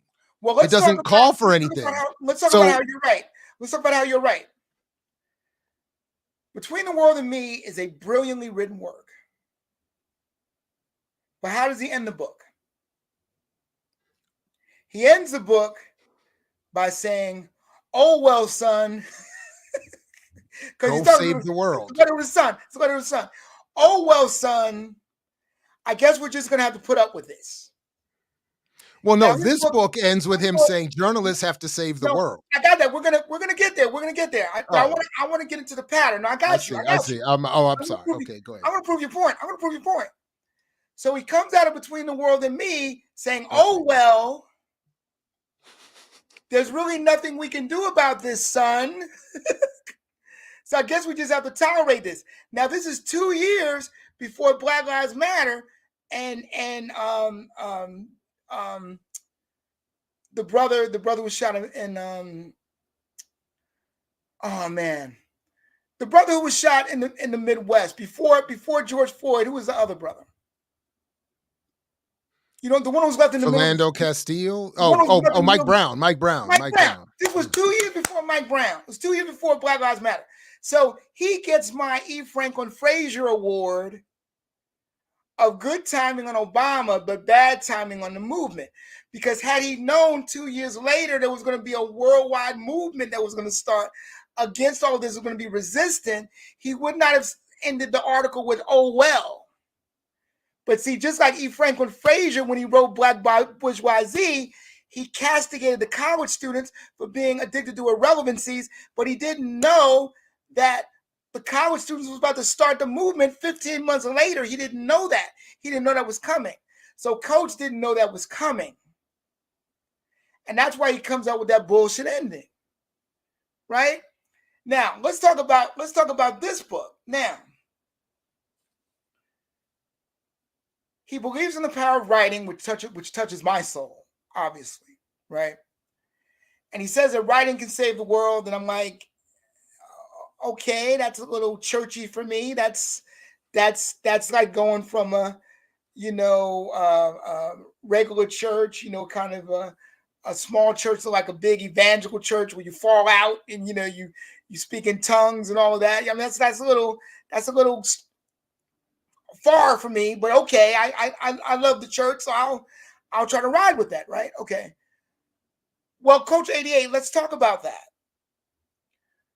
So he goes through the book and he wants to show the power of writing. Now, notice now, he's rich and famous now. So he can't spend months and all this money for writing and all that. So now he's talking about, I spent a week here. It's a travelogue. I spent a week here. I spent 2 weeks over here, right?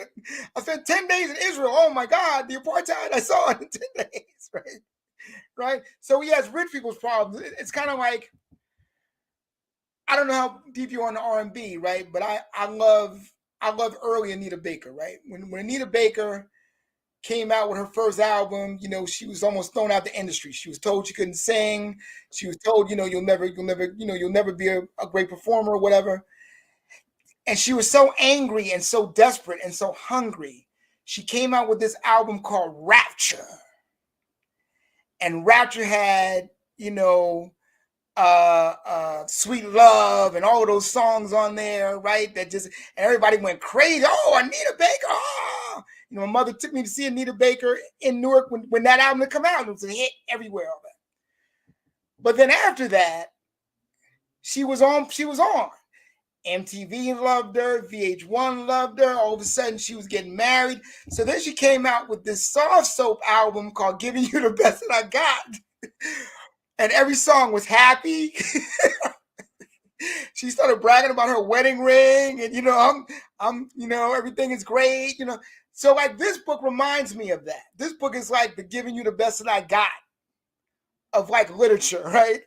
He's made it now. Now he's got to try to get back to that hunger point from this lofty position. So he has to view the inequities from this lofty position. So he's struggling with that. That's why he likes writing about how he went to the hotel and the guy almost didn't let him through to his door with the gun. He enjoyed that. There's no way he didn't enjoy that. He's like, thank God I can justify.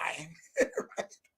I can still show, right? So this book is his way of justifying his stature by saying, I can still see human rights violations and I can still write about it, and I'm going to influence my Howard students in my writing class. Oh, by the way, I forgot to mention, in addition to being a multimillionaire, he has a six-figure endowed professorship at Howard. Oh, he's still there? I didn't even know he was still there.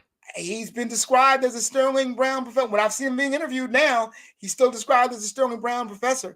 Now, of course, right. Dr. Ball and I know, being there is a relative term. He could be on a 2-year, you don't have to pay my benefits. He could be on a 2-year leave.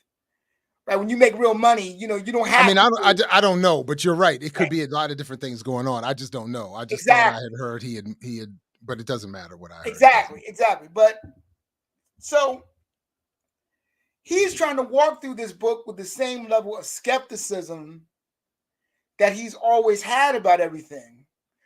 But now he gets the chance to take off his blinders because he feels bad about having those blinders on when he was working for those magazine editors, because they were of a certain ethnicity, they were of a certain race and gender and ethnicity. So now this is him. I'm trying to take the blinders off. I'm trying to be free. I'm trying to be decolonized to the point my rich and famous ass can. And that's what he's trying to do. That's why he creates the theme of the book about we've got to really deal with the colonialism that our minds have been under, and we need to use writing to free it. And he believes that writing can free it. Now, I want to point something out that annoyed me about this thesis, because it goes back to what you were saying. So let's go back to you being right again. You don't mind when I go back to the points of you being right. Right? You don't really mind that. Okay. So I mean, there's so many of them. There it is. Okay, I see we're on almost at the end of hour 2. You know I can continue, right? So you know you're going to decide when to stop this, right? Okay. Well, I mean, we you know, I mean, it's been I taught my 4 classes today, man. I'm a little bit, you know what I mean? I got to move. I'm just getting warmed up. You better stop this when you can. But let me make this point about you being right, and you can decide how further we're going to go with this. So when he makes the point, because remember the whole thing, like all these writers deny that they're writing for white people, right? All of them deny that, right? Okay. So when he tells on himself and says in the reparations article that he used the Jewish example because he wanted to get favor to his editors, and now he feels bad about that. So this essay, he said, this essay is reparations. Remember that? He said this essay is reparations for that. Okay? And he talks about this milquetoast thing about, no Arabs in American newsrooms. My first reaction was, I don't want to use the N-word on Black liberation media, but you know, well, you're on I Mix What I Like right now, so if you say the N-word in your mind, say the N-word in your mind. Yeah, we don't need. All right. My first reaction, brother, please. My first reaction was, motherfucker. What the fuck is Al Jazeera then, motherfucker? Al Jazeera, damn, we didn't even. Al Jazeera, the greatest media advance in the last 30 years? So like Al Jazeera doesn't exist to you, motherfucker? Because they're not white and literary and American and Jewish and from New York? Are you kidding me? Joshua, thank you for saying it for me. So I'm like, the whole book is supposed to be about decolonizing, and yet he's talking about we need more Palestinians to argue with the Jews in the American newsrooms, but he doesn't mention the greatness of Al Jazeera English, Al Jazeera Arab. What the fuck are you talking about? No, MTUME had it right also. He doesn't say anything about electronic intifada. He doesn't say you should read this Palestinian author or that Palestinian author. He doesn't say, he could have said, turn on Millennials Are Killing Capitalism, who has interviewed, seems like every radical Palestinian or similar adjacent situated person in the last 6-7 months. And so why I mean, doesn't he do that? Why doesn't he do that? Because he's not cutting himself off from the people you said he was. That's because why. To do that would make them the equal of him. So you think it's more about defending his ego than walking away from the appropriate politics? Ego, it's about stature. This is some Ralph Ellison shit. This is some Ralph Ellison, I'm better than you shit. If he mentions all of those people, we'll see those people are activists, and then he demeans himself by going down from being a thinker to being an activist.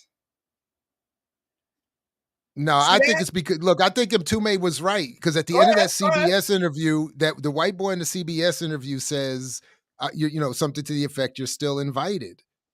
And that's what I think he's wanting. That's why the book doesn't have any he doesn't make any of these points. I mean, you're probably right to an extent that it is about stature, but I think it's also a political question that he knows that to follow the logic of his own argument puts him in a place where he can't be invited back. And he's not political. He's an agnostic on everything, right? So I think we more. Well, he is, but he isn't. I mean, no, I mean, you've said he's critical of everything. I don't think he's critical of everything. He has a certain politics. He has a certain liberal politics that he can defend by calling himself a journalist. But you and I know, you better than anybody know, that people call themselves journalists all the time so they can deny their actual politics and pretend like they're being objective in their work. he has a liberal worldview, which he thinks is a critical agnostic view of the world that deals with the power of myth. And so in the book, because both his books are about myth, right? Myth is so powerful that it allows us to not see things like the oppression of the Palestinians. So for instance, let me give you a very unpopular view of myth that your audience might not like. I talked about Malcolm X being a PR genius, right? Okay. You and I in this audience knows Malcolm X went to Saudi Arabia not only once, but maybe several times. At least once before. At least once before, right? In the late, the late famous 50s, trip right? in the late 50s. Yeah. Right? So he pretended not to see white Muslims, right? And then all of a sudden, when he breaks from Elijah Muhammad, and he needs now new coalitions. All of a sudden, he goes to Saudi Arabia again, and all of a sudden, he automatically goes, "Oh my God, there are white Muslims! Come on! We can love Malcolm and still say this power shit, right? We can do that. We can do the two things at the same time, right?" I wouldn't say that. I would say Malcolm was telling the people, was saying what the people needed to hear to start a revolution. And if the brother needed to amend the facts a little bit, it's all for the good. Look, it's not like he's the Rock going through whatchamacallit burger and claiming it's the first time all the time, lying on his Instagram. My first time, whatever burger joint in LA. He's not lying like the Rock. Do you want to talk about being blind? Do you know I didn't know the Rock was black for real? And I saw him, but I wouldn't accept that he was black. I said no, Todd. That's because you have your unmixed eyes that view the world. We find our own, brother. I find you got a drop of black blood in you. Right. There it is. Oh my God! So you over there, you're all that 100% blackness it has clogged your eyes. I'm a red bone. I don't know what he's talking about. People see this picture, they see me red bone. My whole family's a red bone. Look, my whole family's red bone. So look, so what am I saying? It's two red bones. So what am I saying? It's not mixed. What I'm saying about Coach, assuming we're going to end at the 2 hour mark, which I'm going to be very depressed. We do need to start because I do need this day to come to an end, and on top of that, I'm being texted right now by Yadi. I got chores. I'm sorry, Yadi. He's going to be done in a few minutes. All right, so let's pretend we're going to end this now, right? Okay, so what am I saying? What's my message? Right? My message is the game is the game. And we can be mad at him for winning. And we can be mad for him by the way he played the game, which I'm still kind of mad at those articles that I read, particularly one about I got a crush on Condoleezza Rice. But it's no game. It's no different. Yipper, I wish I did drink. I'm telling you, I wish things would be easier if I did drink, Yipper. Okay.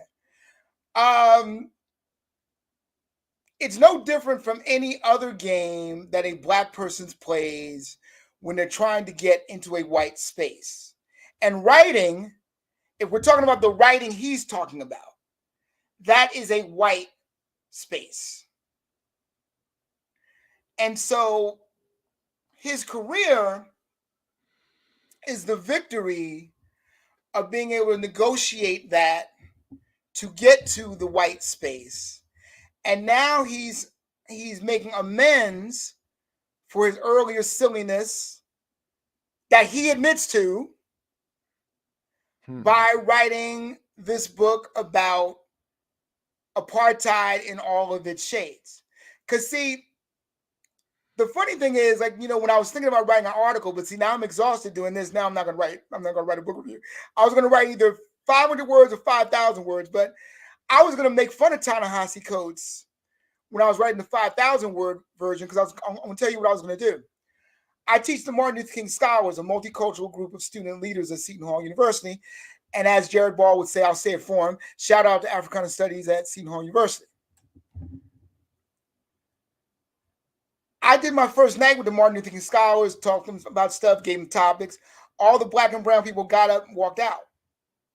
The young white blonde girl wanted to talk to me for 45 minutes. I was 45 minutes late going home. Why? Because she had read Ta-Nehisi Coates. And she wanted to know what I thought of him. So I had to go into this long explanation of that. But I found out why she didn't want me to leave. She was from Texas. Imagine being 18 years old and you get nothing but lies. And the only thing you get that's the truth is Ta-Nehisi Coates. And I realized I had to sit there for that 45 minutes because this child needed me. This white child needed me. Now, if I was Ta-Nehisi Coates, I would do a long, drawn-out introduction about that encounter, right? Then I would start quoting some people from the 1800s, right? And I would connect all of that to show how deep I am by talking about how the truth is always hidden. And here's the people who hid it in the 19th century, and here's the people who hid it in the 20th century, and now I'm dealing with that today. And that's the dilemma that we are all in as humanity because we're all killed by myth. That's every Ta-Nehisi Coates essay. See that? It's a good hustle.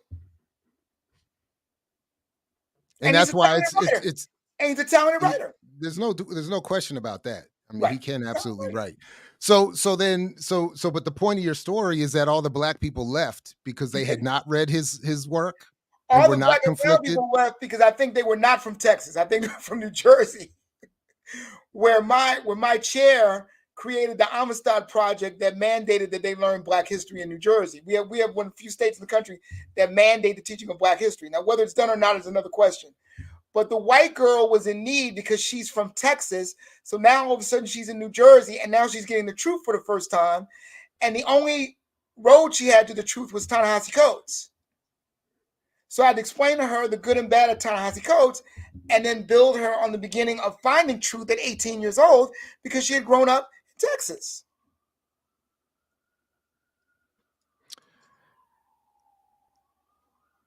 I actually think you should still write that. If I'm bored enough, I will. If I'm bored enough, I will. But I'm gonna have to be very, very bored. Because if I sit down to write it, it's gonna take 3 days. And I don't know if I want to take 3 days to talk about it after I've exhausted everything with you. And I didn't even pull out my notes. The funny thing is, I was supposed to pull out my notes. Do you need to quickly review them and cover anything real quick before we wrap up? All right. No, because you got to go. I am not getting Yachty's wrath. Look, we can always do it. We can always do this again. I mean, there's again, as every time you come on here, somebody's in the chat talking about, I need to make sure you come back more often. And it's never my fault. You would be on here daily if it were up to me. So and you're right. It is never your fault. And it's too bad that I'm constantly having to hustle. Because I would love to be on here every day, at least for an hour, joking with you like we used to do on PFW and like we used to do in my office. But look, and Coach 88, we've been trying to get Dr. Haight. We're not even gonna have the conversation about how long we've been trying to get Dr. Haight to come and literally today we were trying to get him to set up something for us. Right. Because I still think we should have the Hate Awards on Patreon, and we don't have to worry about YouTube censorship at that point. But But I'd like to thank you very much, and I'd like to thank the audience very much for letting me vent. As you see, it was a venting, it was a purging. I will make this commitment to Dr. Ball. No, I got trash. I got bags of trash and other stuff I got to haul out to the Dr. corner. Ball doesn't know this yet, but I will make this commitment to Dr. Ball. Unless I'm doing some blue-collar job that I can't get out of, which might be the case. And/or season 2 is coming.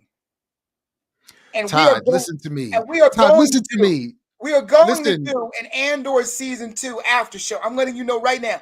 We are going to do an and/or season 2 after show. That's going to happen. Todd, listen to me. Listen to me. We've raised you a few dollars today. Thank you. And thank you. On this channel, we do have a little bit of monetization. I'm telling you, if you do stuff on this channel, if you do stuff with BLM, we will get you some not rain inducing compensation, but we will help you, as I like to say, make it mist a little bit. We could make it maybe slightly cloudy outside. Unfortunately, I need a Native American dance troupe for the rain dance. Oh, won't do it, damn. but I appreciate it. But look, we're going to So, talk all right, again. look, yeah. We're going to talk again, and And I'd like to thank everybody. And Dr. Ball, thank you, if you Cynical. close us out. You close us out. Thank you. All right, look, listen, everybody, thank you very much to all the people who've been dropping super stickers and chats, and Nello, thank you very much. Kelly, thank you very much as well. TMB, thank you very much. Josie, again, thank you very much for all your support, and everybody else for your support. I'm going to send all of this to Todd. I'll get your immediately. And then I am going to be in Philly Saturday for MTUME's film screening. So I will see folks there, and I think we're going to be streaming that, at least the panel. So folks should obviously stay tuned for that streaming, at least, the panel, and then he's going to join us for a Patreon special, but for streaming the films themselves. So, but we just have to remember that everybody's in the game. Mumia's in the game with Noel Hanrahan being a Stanford grad. But wait a minute. That was actually but that's not. Wait. Stop.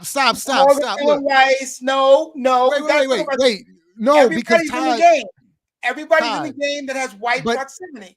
Whether it's Mumia having Noel Hanrahan calling Ellen Weiss, and that's how he was almost on NPR. It wasn't black people who almost put him on NPR. Whether it's Maroon having the very elite novelist writing her work, there's always that proximity. I'm just pointing that out. We don't have to like it. And it's different based on the politics. I agree. Wait a minute. Maroon's book is not written by a white woman. Maroon's book is written by a very talented novelist who's Sri Lankan woman who's been well honored by white people. She's not a stranger to white literary circles. And that's why he has a nice publisher. See, nobody's running to Coates and to Haki and to the brother in Trenton, right? They've got these very nice publishers. And don't think it wasn't Mumia getting a big publisher that started all the political prisoners on, I want to write a book and get a great writer. Because when we deal with the brother who just died, Sekou, right? Like even he hooked up with what's the sister who wrote The Prisoner's Wife? What's her name? The sister who wrote The Prisoner's Wife. Who wrote The Prisoner's? I don't know. I'm boycotting this section of the conversation. Asha Bandele. All the people that got famous and in the tradition, who got their white proximity and all of that, all the people there, they're the same people. And so the game is the same. The level of integrity you play when you get into the game is a whole nother thing. And so even though Mumia has white sponsors and white publishers, and he had the top white agent in the country, what was her name? Nesbitt, or I forget her name, but she's in my book. They do a tribute to her in my book, right? It's what Dr. Ball would say is that it's about the politics at the end of the day. That's what he would say. Also because the Noel Hanrahan is not an Atlantic editor. So I just, I hear what you're saying, but I mean, I'm uncomfortable just because of who you're talking about, but I'm also uncomfortable because it suggests that it's a proximity to whiteness, correct? But it's not like these are the same whites across the board. No, I agree with that. That's what I mean. The politics are different. What Noel Hanrahan and Jennifer Beach did for Mumia is different. But it's still white. You're right. It's different from what the white publishers did for Langston Hughes. Now, by the way, that's what my book is about. That book I keep mentioning on Mumia that I've not finished yet. That's what the book is about, at least as it is right now. To what extent is Mumia, in quotes, a creation of the white left, right? Because that has to be evaluated in the tradition we've just outlined, right? Regardless of that, I will though agree with Dr. Ball that at the end of the day, it's not about skin color, it's about politics. And the fact that Noel Hanrahan, I'm not even saying that. I'm not even saying that. I'm not even that evolved. I'm not that evolved. I'm just saying we have to acknowledge the differences between.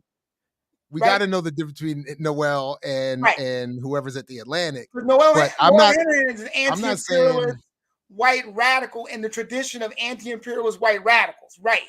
But you are right that he's different from white liberal, right? But you are right that she's still white. So it is still a whiteness thing. Same game. It's still we're forever at the dinner that starts the Harlem Renaissance. We're forever at that dinner. We're waiting to be picked up, as Mumia was waiting to be picked up. Well, on that note, I'm gonna hope these YouTube, Google advertisers want to continue to support this video and our Black freedom here on YouTube. Google turns 20 years old on Valentine's Day. Wow. I barely remember life before Google, but before not Google, YouTube. YouTube turns 20 years old on Valentine's Day. I now barely remember life before YouTube. All right, listen, I got chores to do. Go. Listen, thank you very much, Todd. Thanks. Everybody. I really appreciate the conversation. As always, please check for the link to Todd's work in the show description. Big shout out to everybody who joined us this evening and to those who will see and hear this later. You can still send a super thanks even after the live, and Todd will still get every penny. Otherwise, and I just want to emphasize that my book length article, My Attempt to Beat Ta-Nehisi Coates, is on our mixwhatIlike.org. And that's again The Invisible Shadow and the High Top Fade. I'll put the link in the show description. Right, America's Political Prisoners.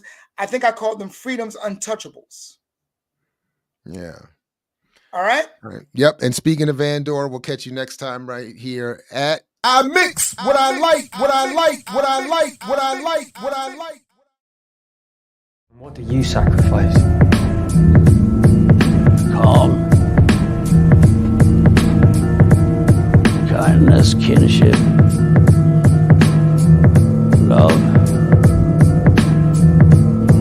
I've given up all chance at inner peace. I made my mind a sunless space. I share my dreams with ghosts.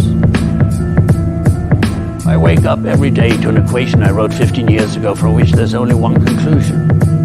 I'm damned for what I do. My anger, my ego, my unwillingness to yield, my eagerness to fight, that set me on a path from which there's no escape. I yearn to be a savior against injustice without contemplating the cost, and by the time I look down, there's no longer any ground beneath my feet. What is my sacrifice? I'm condemned to use the tools of my enemy to defeat them. I burn my decency for someone else's future. I burn my life to make a sunrise that I know I'll never see. Now, the ego that started this fight will never have a mirror or an audience or the light of gratitude. So what do I sacrifice? Everything. I mix what I like, what I like, what I like, what I like, what I like.